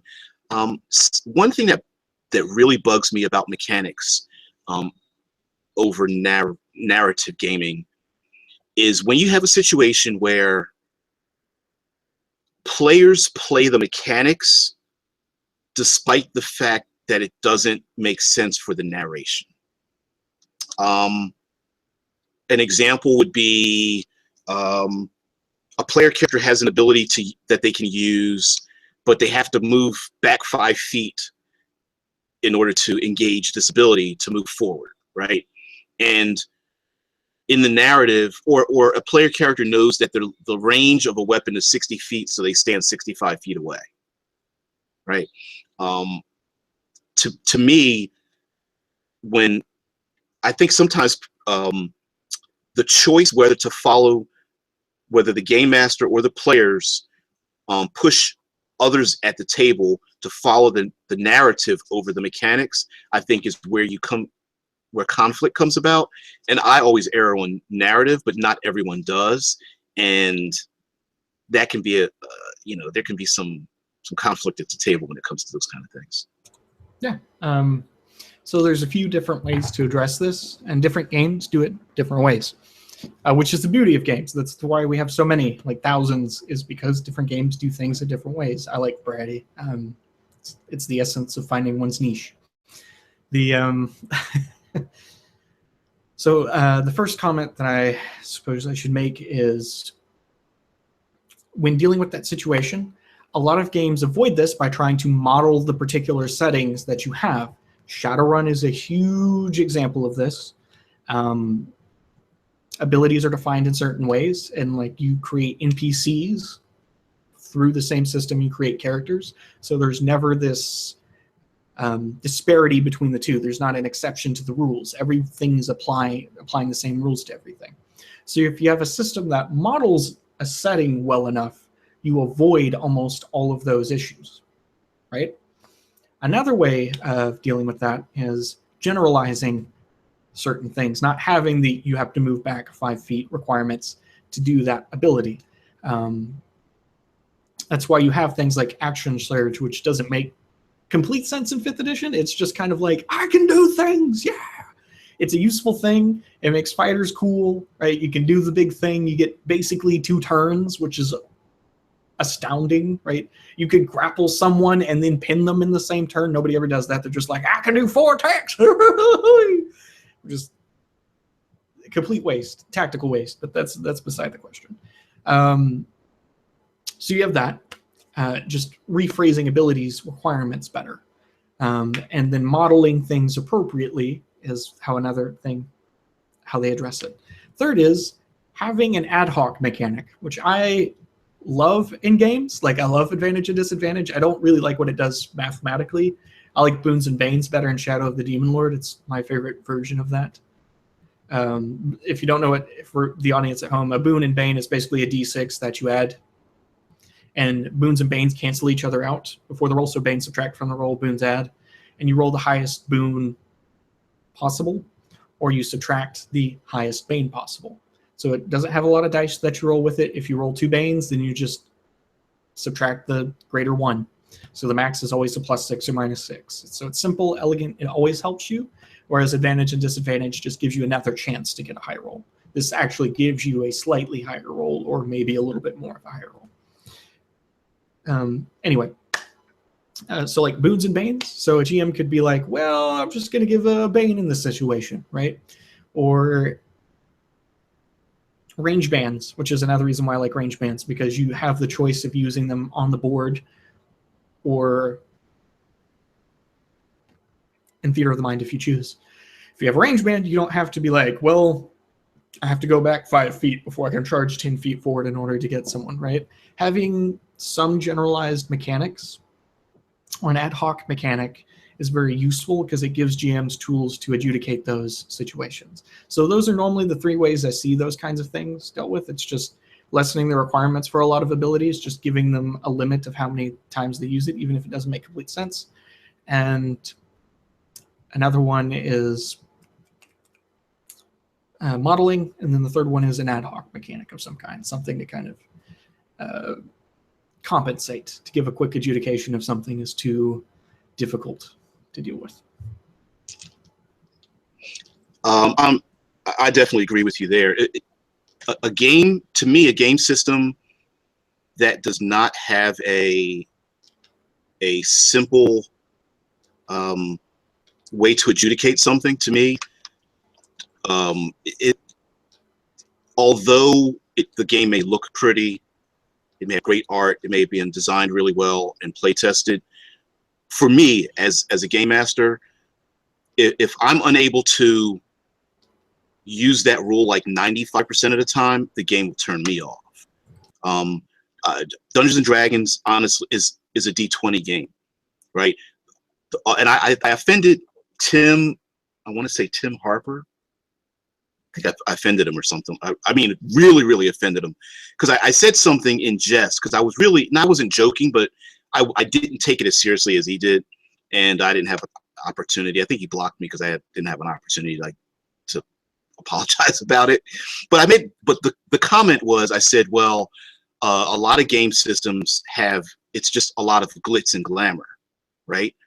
And what I meant by that was like Dungeons and Dragons is a D20 game. You roll a D20, you have a modifier, you have to beat a particular difficulty, and you're done, right? And most really good games have that, right?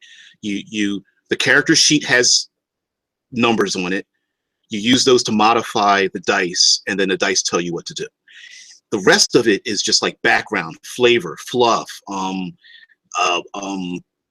things you tack on. But a perfect example is grappling rules, suffocation / drowning rules,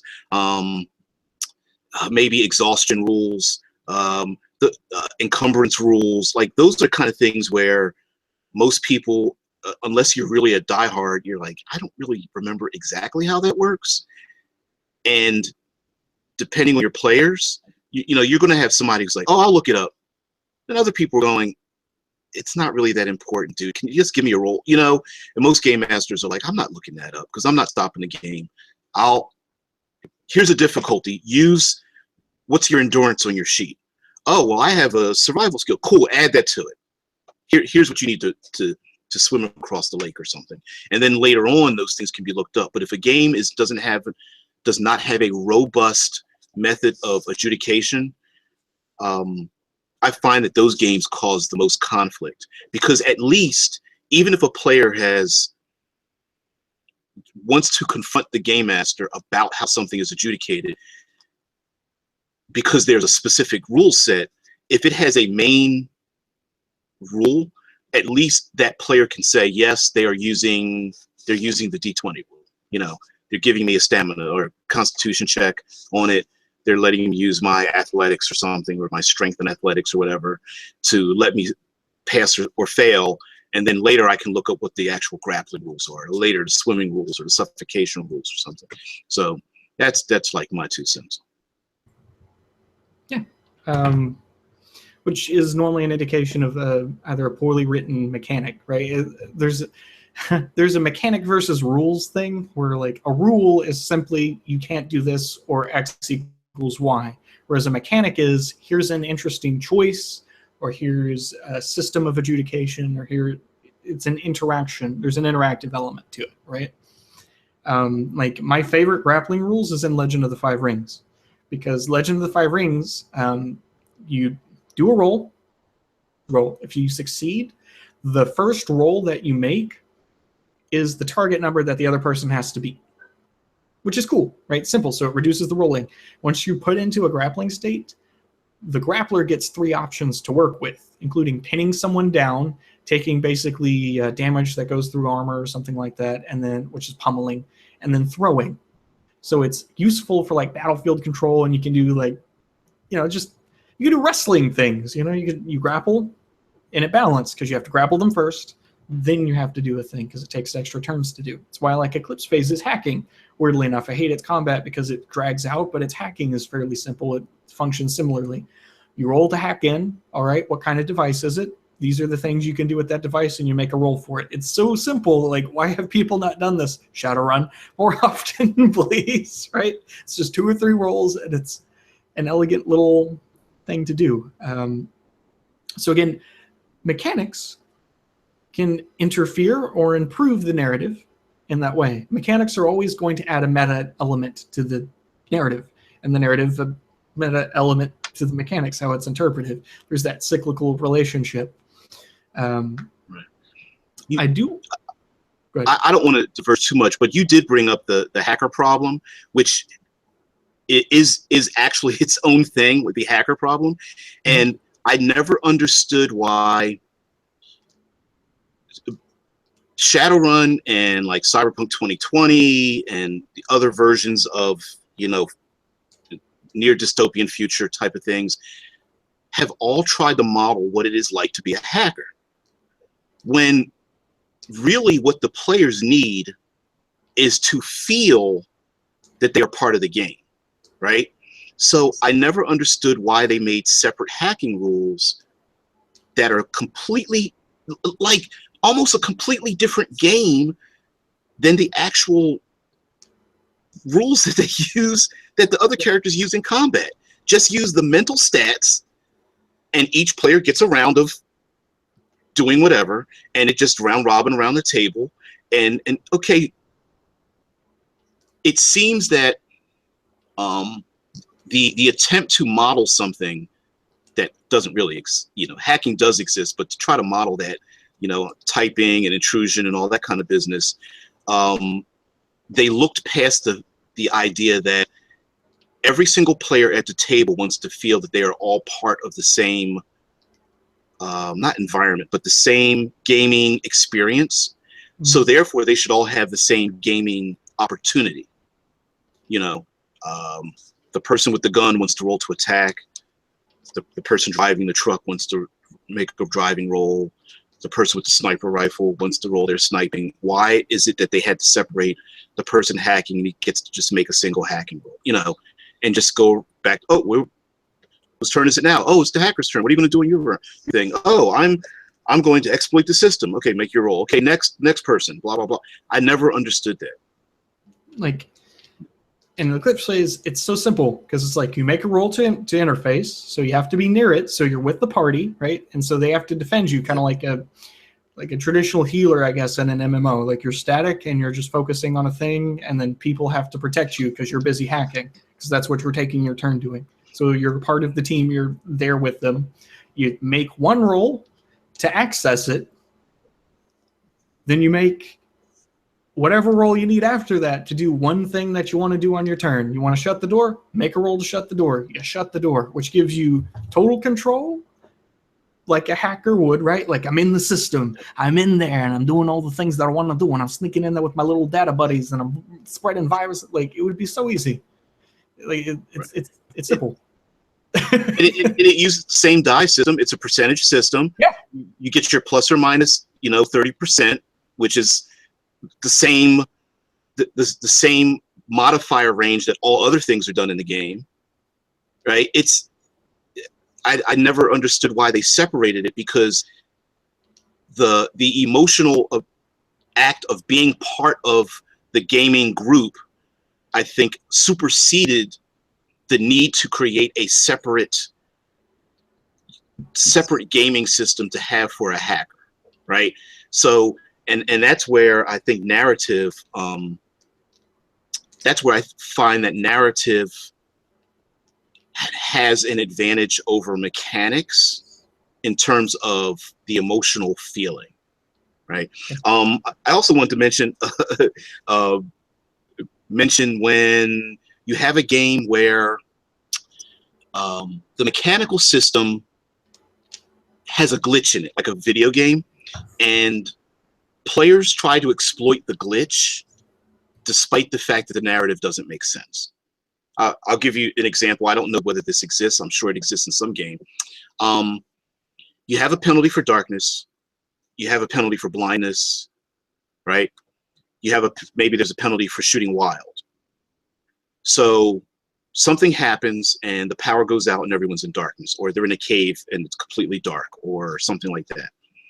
And then the player says, well, I'm going to close my eyes because closing my eyes and being blind has a lesser penalty than it would be in darkness.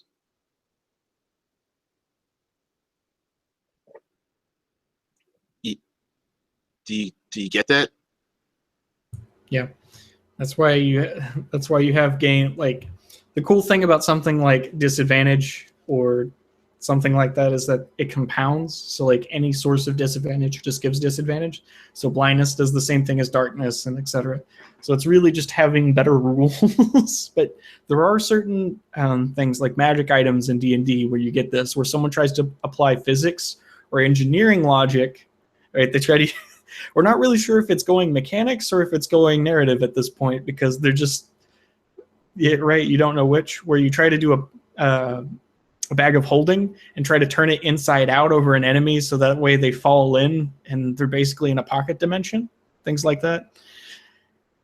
Some people love that because it's shenanigans, but it doesn't necessarily make for a great narrative or a great system. Actually, the way around that is either to have really abstract rules like narrative games, or to have really well-defined rules like Shadowrun. See, I find that the more, it's like our legal system, right? The more defined you make something, the greater chance that part becomes, that additional cog just makes it more complicated and leaves a loophole somewhere, right? That someone tries to exploit or find, or, you know, like I wrote down, like some games have different rules for being choked, being in a vacuum, suffocating, and drowning, right?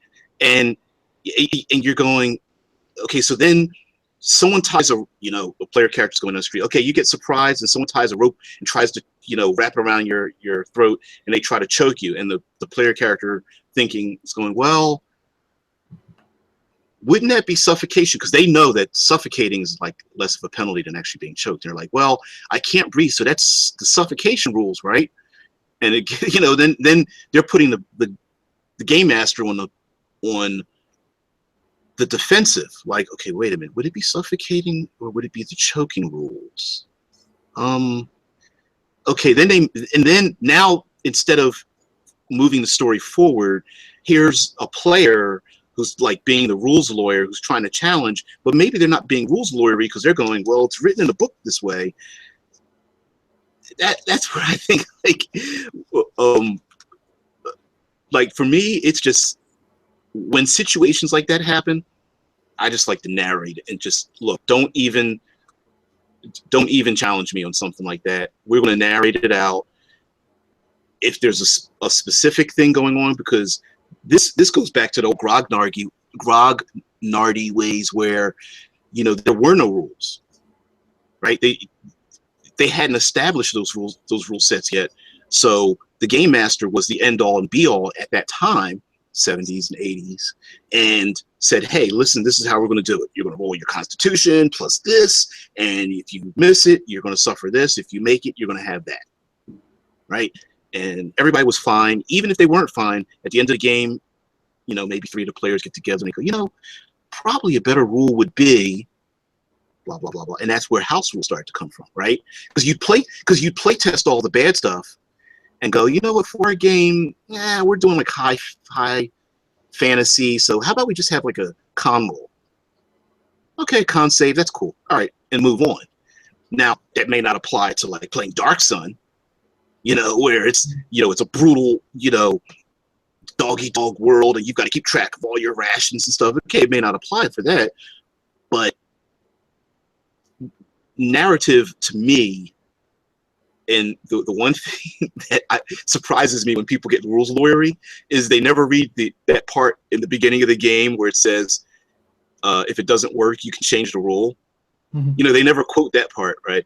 But I wonder sometimes whether people are willing to use narrative tools as a mechanic to supplement what they already have to get past those things where a very odd thing happens and the rules aren't explicit as to how to handle it. Yes. No, because basically what you're describing is like what happens is it's open to interpretation because there's a point at which there is openness to interpretation. So narrative games just embrace this. They just have that from the outset in the rule, right? Or at least Fate does. And we're just calling Fate the narrative game, even though it's not. Because there's, again, as we've said, there's a whole spectrum and everything fills in. And you can have like a narrative mechanic for the plot, and then everything else is fully mechanical, everything else. Anyway. The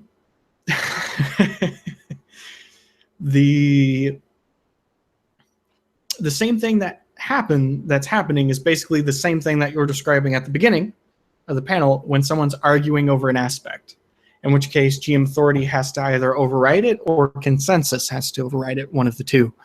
And basically the way around that is either one, writing better rules, or like ad hoc rules or a rule that covers most of those situations, or two, accepting authority in that situation. And this would lead into the last topic that I wanted to cover, if you'd let me. Okay, is actually in praise of complex systems, of like heavier-handed systems like GURPS, Shadowrun, even Blades in the Dark to an extent, right? Blades in the Dark, Legend of the Five Rings. I could praise Legend of the Five Rings till the end of time. I probably will. 4th edition, that is, not 2nd edition. But 4th edition, I like 4th edition. Everyone has their favorites and their little bells and whistles and preferences. Those pesky little things called preferences. But as in praise of complexity, of complex systems. In this situation, right, if the game, as you admitted, like Dark Sun, was about grittier one-kill situations, like what if you made an assassin game? And the assassin game did not have health points. It had extended roles, like grappling rules, like we described, where you grapple someone and then you do something. The only way to kill someone is to go through those extended series of rules, right? That way it's quick. And it's always like either you kill someone or they alert everyone around you. It's one or the other. And you have to go through like that small little opposed role series in order to do it. That seems very engaging. If you had a game that was about missions and stealth missions, like the Hitman video games, but as a tabletop game, or if you're doing an assassin style game, you could just do that. It would be quick paced. It would have all the pennings of a thriller that you would want it to be. And, you know, it would treat kills the way you'd want it to be. You know, it's just one attempt, one kill. That's the ideal. You don't just hit someone and they soak up damage for like 9 turns before that. That doesn't make for a good assassin story. That doesn't make, that's not very evocative. It doesn't do anything like that. So having a system for it, for suffocation, would be great in that style of game. And as we said before, there's one necessary element for a lot of stories: conflict.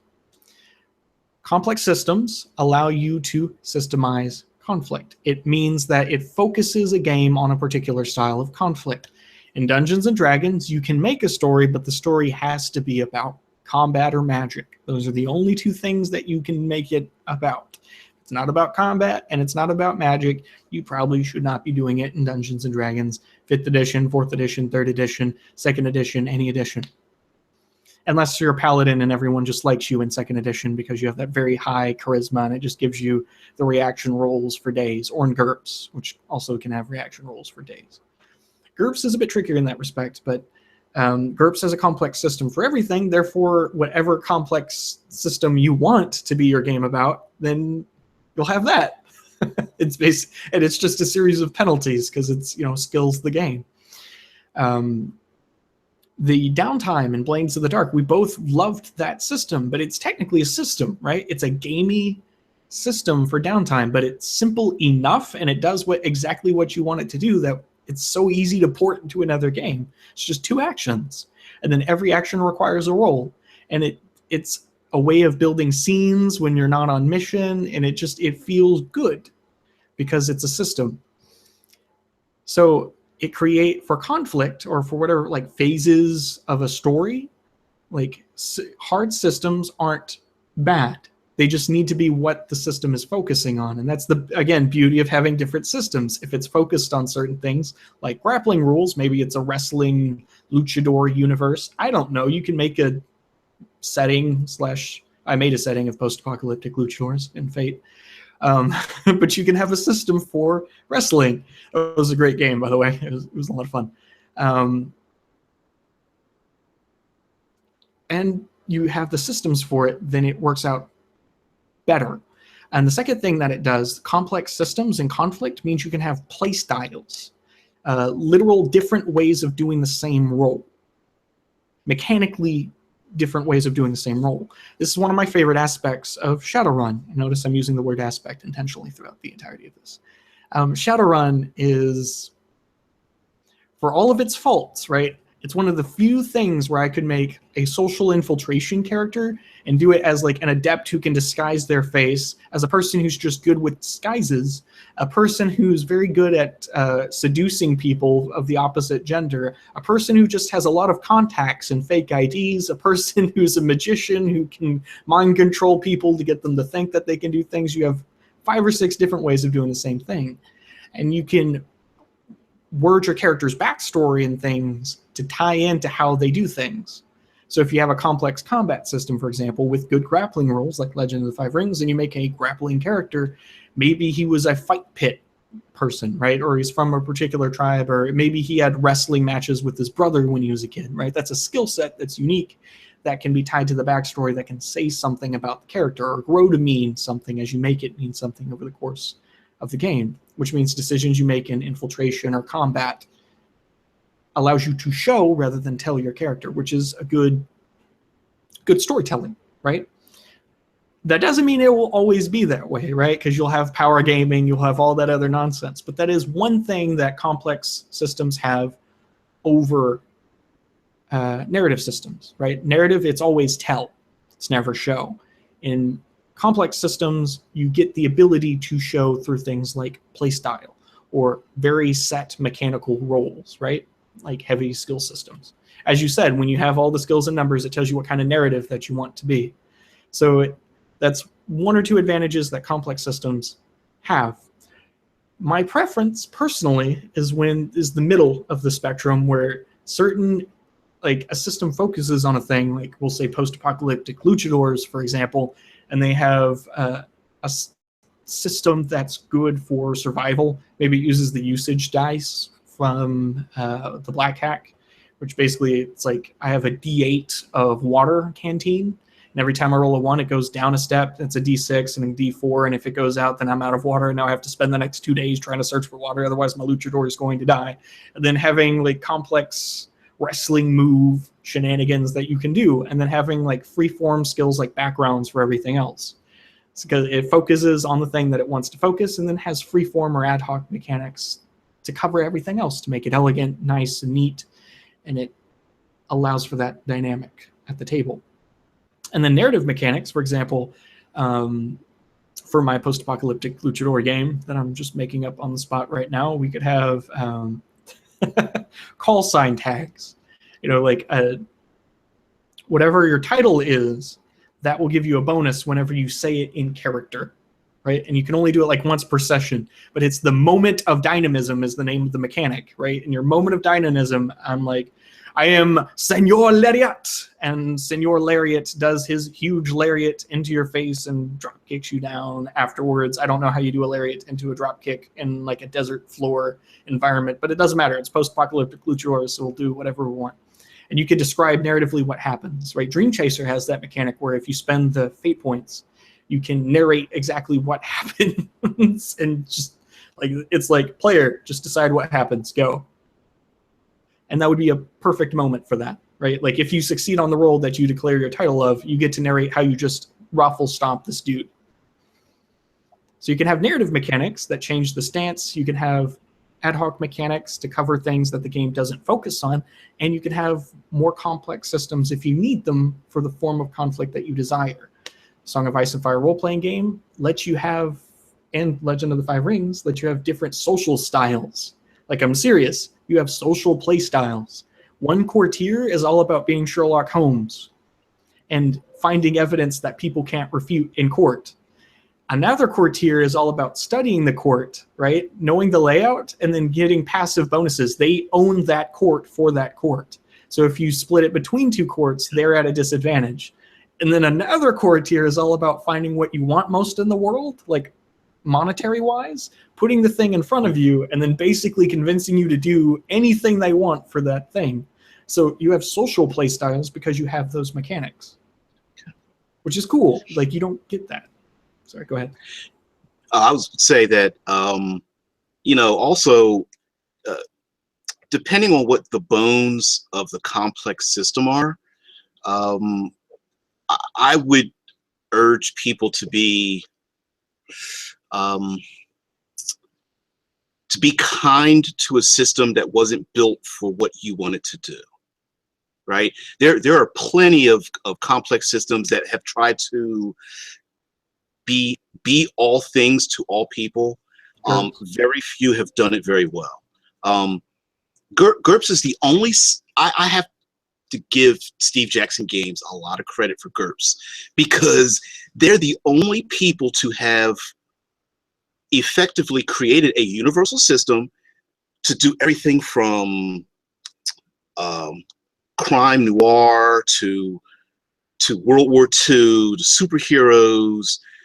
I mean, and everything in between, dinosaurs, and so many novel settings that they've, like actual novels that they've created in the settings and such, and you can mix and match them. But it's the only one I've ever seen that's been able to balance using those. Not too many universal systems are actually universal. So I like to default to erasing the brand names when in doubt with something. And so what I mean is, a player character wants to they want to create a character that doesn't quite fit the system. I say look for a mechanic that wants the closest mechanic for what you want to do, and erase the proper name to it and write down the name that you want. Right? Okay, so a player character wants to create a military commander. I want to play Dungeons and Dragons, and my character was a soldier, and he's a military commander, and he orders people around, and he's been known, he's like a Sun Tzu, just, you know, he's just really brilliant on the battlefield. And I'd go, so make a bard. You know, what, like a bard? Well, no, he doesn't sing. He's not. No, but I mean, bards are silly. No. Look, erase the proper names, because the bard's already been. It's already been. You know, say play test it. It's in the game. It has its bonuses and penalties versus other characters. Just erase. Your character's never been a bard. He doesn't consider himself a bard. Don't think like that. You are a military commander. You know, you're using the bard stats. You're using, you know, and so I feel like when in doubt, a lot of games already have the rules in place before the conflict starts. Maybe people are just looking too much on the surface, because usually underneath you'll probably find what you're looking for if you just ignore all the fluff and the, you know, the pretty things on top. Like in 5th edition, I wanted to spell as ranger because I hate spells and rangers, right? And so I made a half-orc ranger, and the spells that he used was Ranger's Mark, which just gives you extra weapon damage, and I reskinned it as a mental thing. He was a taxidermist, and he mentally envisioned ways of cutting the flesh for his Hunter's Mark because he was thinking of just the right spot to hit in order to deal the damage, things like that. So if you want the little nuances, like sometimes it's as easy as reskinning. Sometimes it's not. Like it's really hard to make a courtier in 5th edition. You can make spells, and spells are kind of iffy. They don't always quite function like it. They don't always kind of do. You know, if you just stick to friends all the time and then just rely on your heavy charisma modifier and all your skills, maybe. Maybe if you go like rogue bard together, just be a skill monkey and then just have like run away a lot because you have that bonus action to disengage and then just dash. Or you could make a bard that, or make a courtier-ish character that way.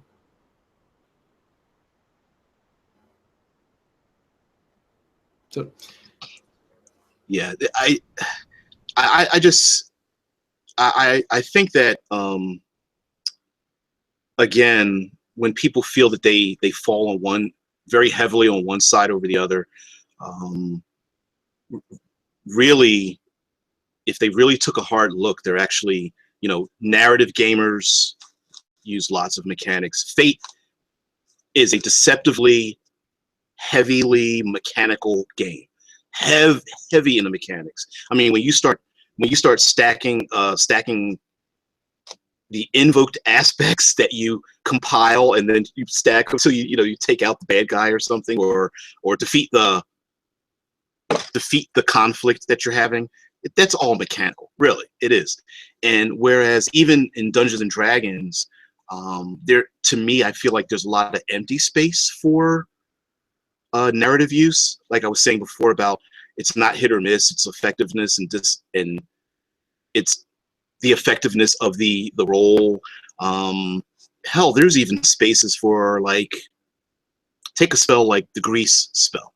You know, you cast a spell and everyone has difficulty standing prone in an area. Well, the spell doesn't say whether you actually create grease. It just says that an area has the effect of it being greasy, right? So one player character can say, well, my character creates actual grease, like it spuges out of his hands and it's like black oil and like everyone's like slipping and falling on it or something like that.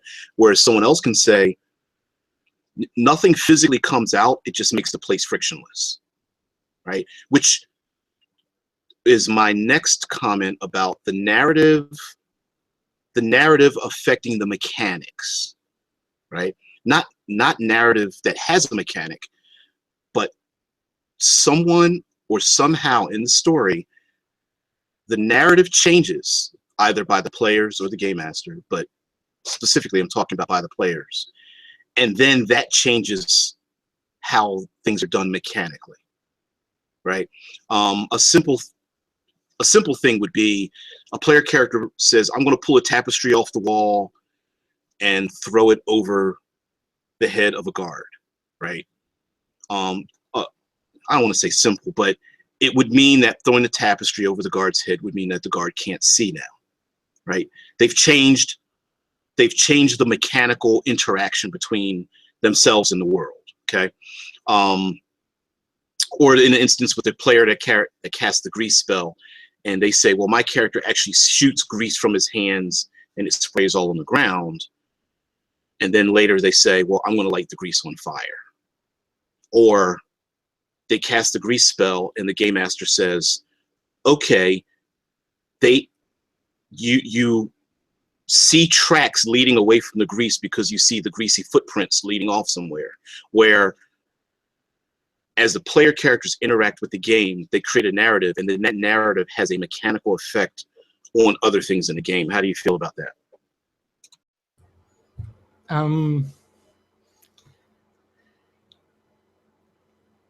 Positively. I mean, it's the reality. It's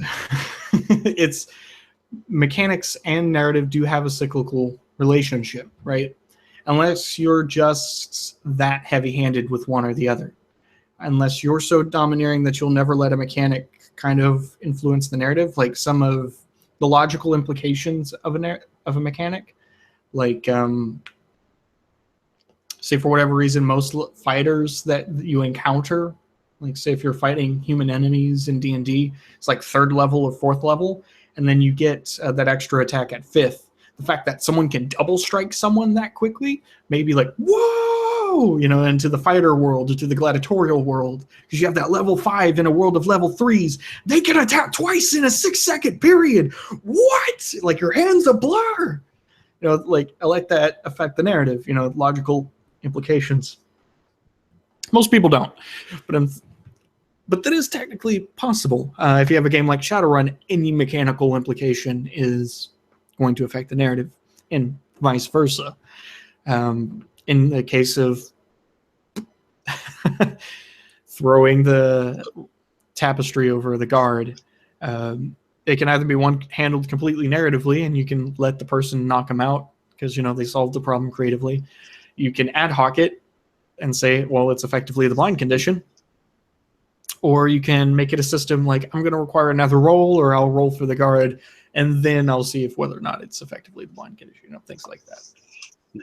Now, I say this because I posted this a long time ago in Facebook group, probably like the One Shot group or something, or the Brigade, and this the comment I'm about to make elicited some pretty strong remarks because I think some people didn't think about it. And here's what I'm about to say.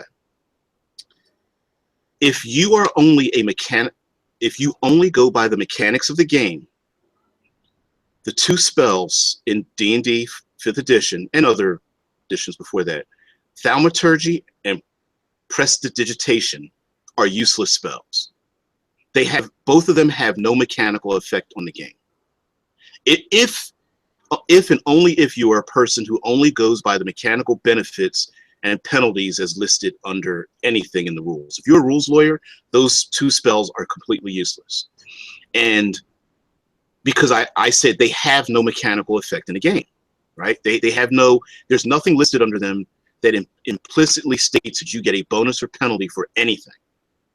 And some of the responses back were like, oh, that's wrong because with thaumaturgy you can like intimidate people because you can raise your voice and do all these things. And I went back and I said, no, if you read the spell, and I was being sarcastic because I was being completely sarcastic, because what I was trying to get across is that even the most hardcore people who only go by the mechanical benefits, mechanical bonuses and penalties in the game are still narrating things because those 2 spells are completely narrative. Completely. They have absolutely zero. They don't offer you bonuses to hide. They don't offer you bonuses to intimidate. They don't offer you bonuses to do sleight of hand. None of that.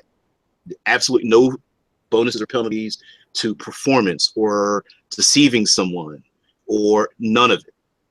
They are completely narrative spells, and they are awesome. You take them because they're awesome, but game-wise, no, they don't have a actual game effect. They are literally limited only by the player's imagination and the game master's willingness to allow their creative use. Now, I'm going to say that now, both of those spells, they have limitations. It'll say like range, amount of time, how often. Like it has a in-world. It does have an in-world, not limitation, but in-world. It has an in-world limit of how wide, far, loud, that kind of thing. But as far as a actual mechanical bonus or penalty to anyone for any reason, it does not exist. It's the same reason why illusion magic is either the most powerful or the most useless magic in Dungeons and Dragons, and with the exception of invisibility or blur, because they have actual mechanical effects. Illusion magic is like, you've had this, I know this happens in Pathfinder games all the time, where it's like, they're immune. The monster doesn't think that you're not there. Or they'll do a perception roll and give them like advantage and plus 17 against the illusion. Or it's incredibly exploitable because there's that one DM that just doesn't know how to limit it, or like they'll just take anything, right? Silent image, like this is an exact replica of the prince's face or the prince's king's mark on something, so they think it's the proper seal, which completely ruins what's the word? Something script, illusionary script. It's one of my favorite spells. It's the Doctor Who paper, as psychic paper as a spell. It's like one of my favorites. But yeah, and that's completely open to interpretation, which is one of the reasons why the spells are kind of bad. Like if you remade the spells in a way, you could make it less open to interpretation. But still allow story elements. But that's a whole nother discussion for a whole nother time, for about what makes good mechanics, bad mechanics, how it relates to the narrative, all that. But yeah, that's why illusion magic and divination and most systems, there is an exception, Legend of the Five Rings, is because they have some of the best divination spells I've seen. It's either I know something completely, like I win the mystery with divination spells, or GMs don't give you any information. So it's like almost an insta-win or not. And either way, it's not fun because there's no real expression or story going on. It's either strict hard pass and a waste of, or pass and a waste of challenge, or fail and a waste of time. So divination magic and illusion magic often becomes just completely game breaking, or just the player just feels like they've been gypped because they're like, I made an illusion mage. That's such a cool concept, right? And then the GM's like, no. Basically, just so it's the same reason. If everything was mechanics, then people would never take divination and illusion magic in Dungeons and Dragons. And I feel the same way. I feel the same way about that as I do just monster encounters. Like I imagine. When I like to immerse myself, but I don't become the characters. And what I mean is that I feel that with a narrative style play, that let's say the characters come upon an owlbear in the woods or something, right? And so I imagine if this owlbear is maybe protecting its feathered cubs or something, or it's hungry or whatever, that it has a purpose for being there, it has a motivation, and during the combat, if there's some kind of conflict or combat, that it will act based on what its motivation is, not necessarily what the mechanically advantageous thing is. Although those two can combine together quite easily, it doesn't always mean that that's the case. An example would be the owlbear goes after the fighter character, and someone tries to come around behind it and stabs it in the butt with a spear, right? So I'm thinking, oh, well, then the owlbear yowls in pain and then turns on the subject of what just attacked it, maybe turning its back to whatever did attack it, right? Or maybe the owlbear wants to get food out of someone's backpack, right? It attacks someone and then goes to steal, snatches the backpack off someone's pack because it's got food in it, or heart attack or something, and attempts to flee with it or something. I think many times people get caught up in the mechanism sometimes of things without separating themselves from the numbers and the rule system to step back and go, well, no, these things are probably more realistic to take place despite what the rules, not despite what the rules say, but despite the efficiency of the rules, that people act and react and situations happen, and they have an action and a reaction that go beyond what dice say, or what a rule system says, or what the, essentially that's what I mean.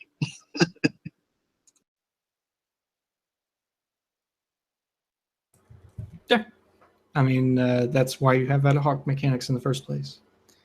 But at the same time, as a counter to that counter, sometimes it's better to have those mechanics. For example,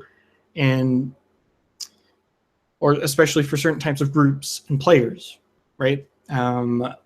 Maybe morale may not be a big thing to adjudicate in normal D&D play. But on the battlefield, for example, or something about warfare or small engagements, especially in a very deadly system, perhaps the main mechanic of the combat is all about lowering someone's morale or getting someone to go away or not. Maybe, which would be a great mechanic for something that's like, what's the name of that series? The Walking Dead.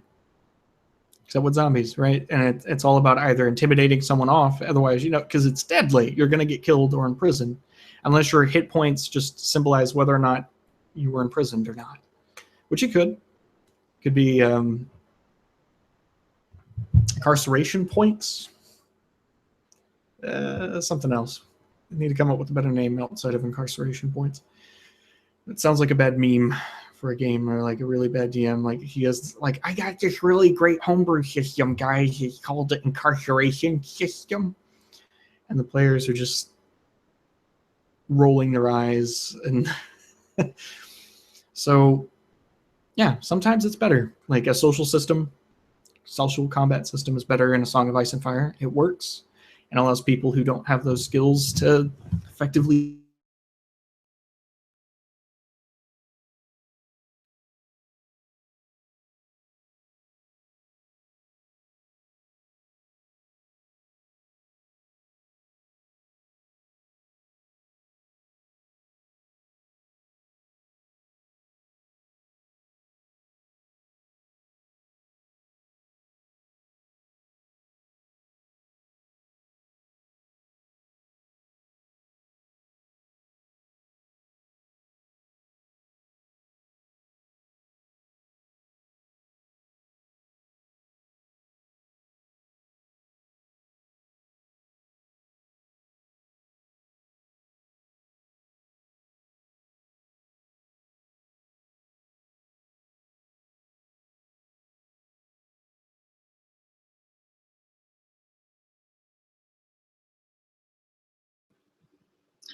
I'm not sure. Can you hear me? Okay, because for some reason, and I'm getting vision and everything, but I'm not getting any sound, and I'm not exactly certain why. Anyway, okay. So I apologize, because my sound just went out, so I can't respond to you. So I apologize for that. But I will say that, because unfortunately, since I won't be able to respond to you, we're going to have to. Hello? Oh, must have dropped. Yeah, it must be a signal. Okay.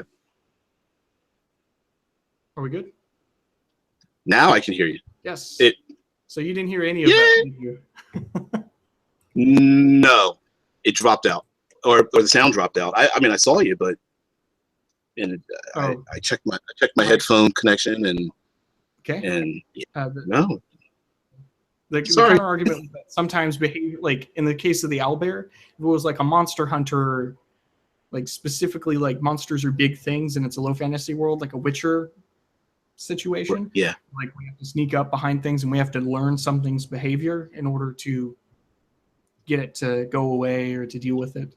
Then perhaps morale mechanics would be better in that kind of situation.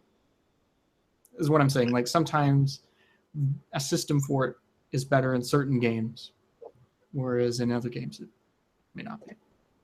That's all. I was trying to add that little tidbit. I'm a little surprised. I don't believe there's a morale system in the DMG. I'm a little surprised that doesn't exist. or they didn't create it. I'm sure it exists. Don't let me take that back. Multiple people have created it for Dungeons and Dragons and many other games. I'm surprised WotC didn't do it because I don't believe I saw it in the DMG. But that being said, I'm a person that doesn't rely on that kind of stuff. But I think a lot of these narrative mechanics spread across a ton of games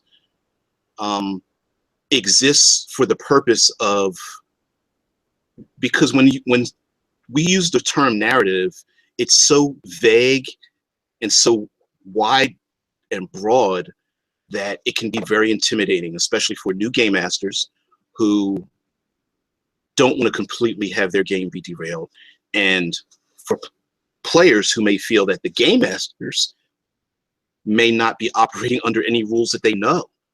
I've heard from players that said that they want to know how the world operates, right? The rules to them are like gravity. They want to know that when A happens, the B is the result, and not to have it just be open to interpretation because from the game master's whims, which I completely understand. My defense of that, when you have very extremely narrative games like the rules like games, I've got a ton of like 1 and 2, 3 page role playing games, and my defense, my argument for people who love rules like games are, there are rules for the game.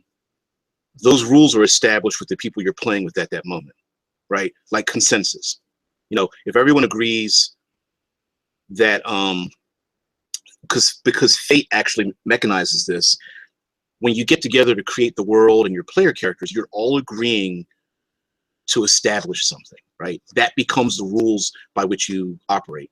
So fate doesn't have rules for what an elf is, but if you write down, I'm a wood elf of the dark glade, you're not only are you making a statement, you're telling everyone else that you're making a social contract with everyone else that a wood elf of the dark glade means this thing.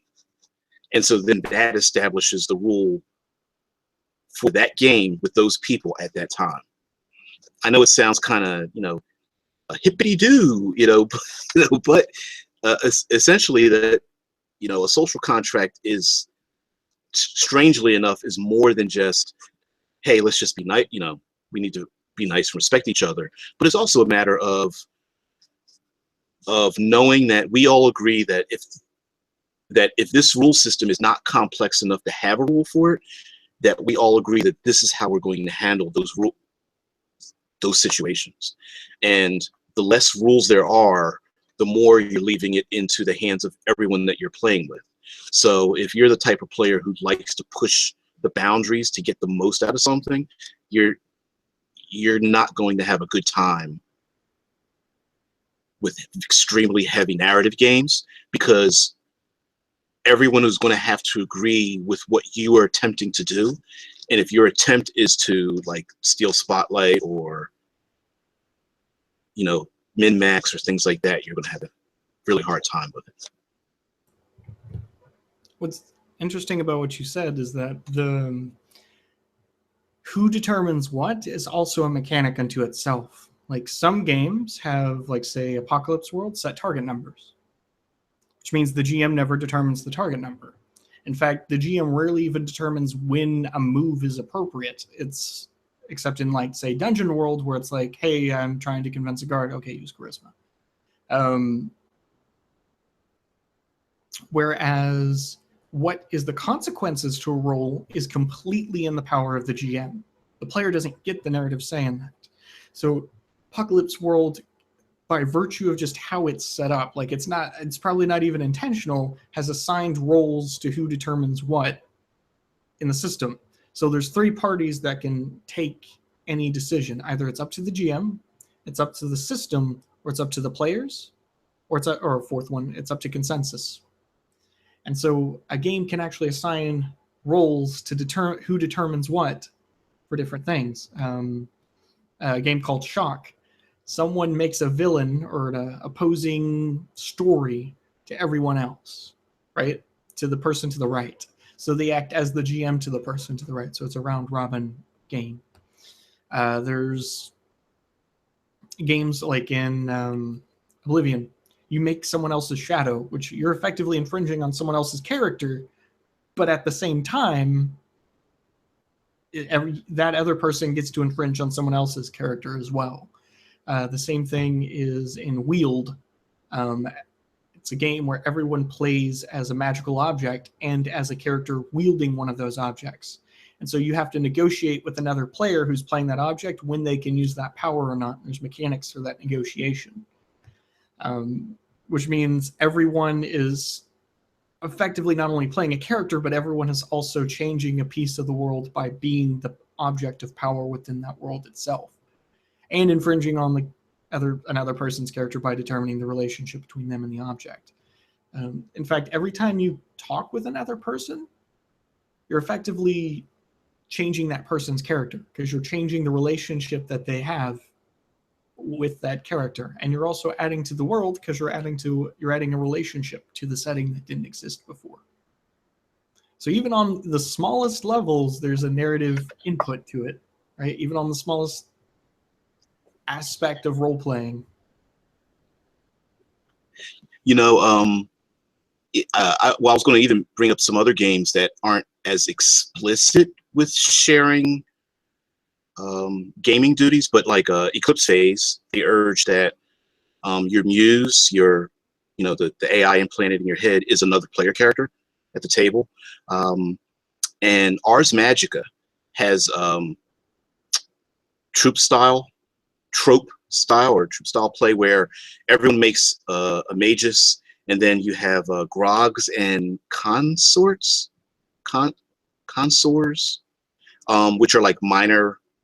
They're normal humans, and they are absolutely less than the mages, but you make them up, and then the other player characters play your servants. So when the mages, everyone tends to have another player character. So when the mages are like in their haven, like doing their magical experiments, the other grogs can go out and they do other adventures, and they can be like cooks and guards and knights and priests and sages and things like that, shamans. And so they are the lower powered people, and they kind of like are subservient to the higher powered characters. But I was going to say that, even in situations where people like to play Dungeons and Dragons, like in MMO, where it's like, we need a healer, we need a striker, we need a tank. That also has an effect on the narrative, because they expect that when the player comes in with their cleric, that they are the ones that are supposed to heal everyone.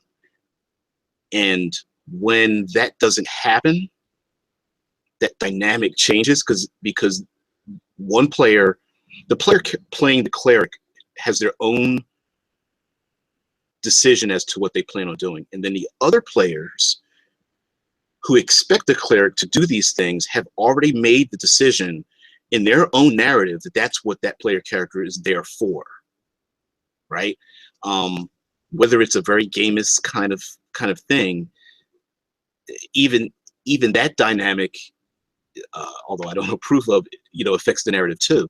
And honestly, that can make, if the player characters are open to it, that can create kind of a fun dynamic too, where, hey, we invited you along to heal everyone, and the person's like, I can't even heal myself. What are you talking about? Yeah, I mean, dynamics, right? Relationships that are created at the table based off of how the setting interacts with the mechanics, which, as we said, can happen in at least one of three ways. How the mechanics interact with the plot, characters, the setting, everything. How the mechanics interact with everything else. Like, I feel like I've got all the topics that I wanted to cover. Did you get all the topics that you wanted to cover, DBJ? No? Is there anything else? Just a little hard to argue with you. I'm just joking, but in all honesty, although I do come across, and I tend to like a more narrative play style, I I'm old school, and I've played a lot of really. Look, I've made characters by hand using the hero system, the original hero system, dude.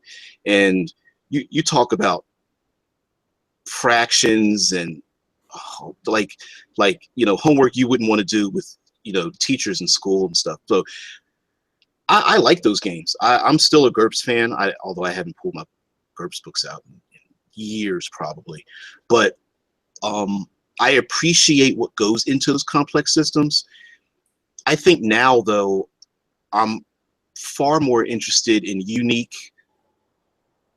how uniquely people are using narrative ways and making them a mechanical part of the game. Like L5R is a classic. This new Dream Chaser, Fate, Idris Bai, Blades in the Dark. How these games are able to take something and shape a narrative around how these mechanical effects are. Blades in the Dark, I'm a big fan of it. I would have liked to see the downtime. I actually would like to see the main play as the exact same complexity as the downtime. I think the main play has a little more complexity than I would prefer. But that being said, I like the two. So yeah, I'm into those. And I hope people are more open. The people who really fall on the mechanical side, I hope they're more open to more narrative things. Like I mentioned very from the beginning, because we're going to close it off now, but close it up. But in the beginning, where I like to find the open spaces in games, and that's where I stick my narrative into it, so that it doesn't change anything that's happening mechanically, but it just builds some story within it, right? Real quick example: play Dungeons and Dragons. I make a character, I make a fighter, I roll a hit, I miss, and I roll a 5, right? And I could describe it with I swing and I stumble because I'm new at this and I'm scared, dropping my sword, and I fall to my knees, and I quickly grab my sword back off the ground, holding my shield up, my arm stressed from carrying the heavy weight. Or you could describe it the exact same thing as I swing, slamming my sword against the person's shield over and over again, sparks flying, driving them back, and I scream in rage, knowing that my next strike, hoping that my next strike, draws blood from what they've done, right? Nothing's changed. The roll hasn't changed. I rolled a 5, I missed. It was ineffective, but shaping how my character acts, reacts, finding the empty spaces. Like I originally said, well, I fall to my knees and drop my sword, but then I gather myself and stand. I know I'm probably pushing the limits on what some people would accept into a story, but I like those narrative aspects where something happens and then I return back to my original my original mechanical positioning by adding a story element, because from the beginning to the end of that, nothing has actually changed, if that makes sense, right? So my character falls prone, my character's disarmed, my character grabs a sword, my character stands back up again. Now I'm exactly back to where I was before all that happened, and I'm giving an insight into what my character has done, and I'm affecting the world at the same time. So I like to find empty spaces. I like to end it on that.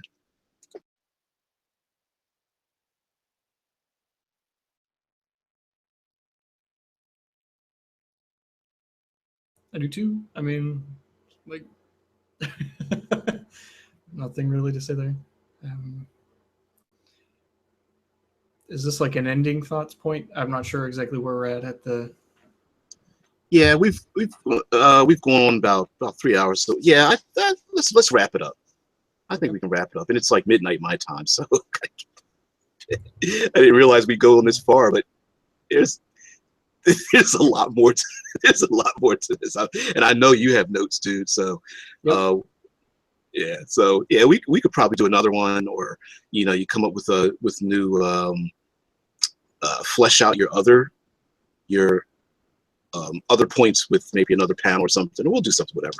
But I'm going to wrap up my end of it by saying that I love mechanics. I love narrative. I believe they go hand in hand, and I urge everybody to look for some of these games that if there's something missing in your game, no, not maybe. There's absolutely another game out there that fulfills what you want. In today's day and age, I can guarantee there's a game out there that fulfills what you want. I mean, really, there's so many great creators. The people who created, like you said, the designers of 4th edition created 13th Age. You know, a lot of these creators were designers of those old games that went out on their own and said, this is what I want to see in a role-playing game. So Wikipedia, look up all those old games, find out the people that, you know, the 20 people that helped design, you know, the most popular role-playing game in existence, and find out what they're doing specifically, and I guarantee you'll find one of your games. Plus there's a whole bunch of other indie people that could really use support. I'll end it with if someone's watching this long, they have to know I'm DBJ, but look for cinematic environs on DriveThruRPG, and check out the free, or pay what you want, but it's basically free. Check out Sacred Service and Arcane Ancestry. It'll kind of give you a look into the way I write, or lack thereof, and Captain Gothnog's, Alex's excellent layout, because he makes all my stuff just looks brilliant. And check out Rob the Swamper Davis for everything that he's done, because he keeps me sane when writing, because I like to go to wander a lot, as you can tell. So guys, thank you very much for all the people, the few people who stuck around and actually view this, although maybe they just have their computer on in their sleep or something. I don't know. I'll have to ping them and wake them up. So I'm ready. You have any last words? Just hope this is helpful to someone. And as we've seen in this conversation, a mechanic is far more nuanced than you could possibly think of. There's a ton of different kinds of systems, and one mechanic can affect any of the spectrum that we're talking about. It can affect story, plot, character, setting. It can create different stances between player and GM, assign different roles between the GM and the player. It can also create a different dynamic at the table. It can invoke, portray, or model. And on top of everything else, it can be a little bit more narrative, or more complex, more simple, more complex. So you can have a system with all different kinds of mechanics and all different kinds of focuses. And there's so much more to be had once the discussion moves from Fate versus D&D into look at all the things that a mechanic can do. Let's see what this system does versus this system. All right, everyone. This ends the broadcast, and thank you very much for your attention.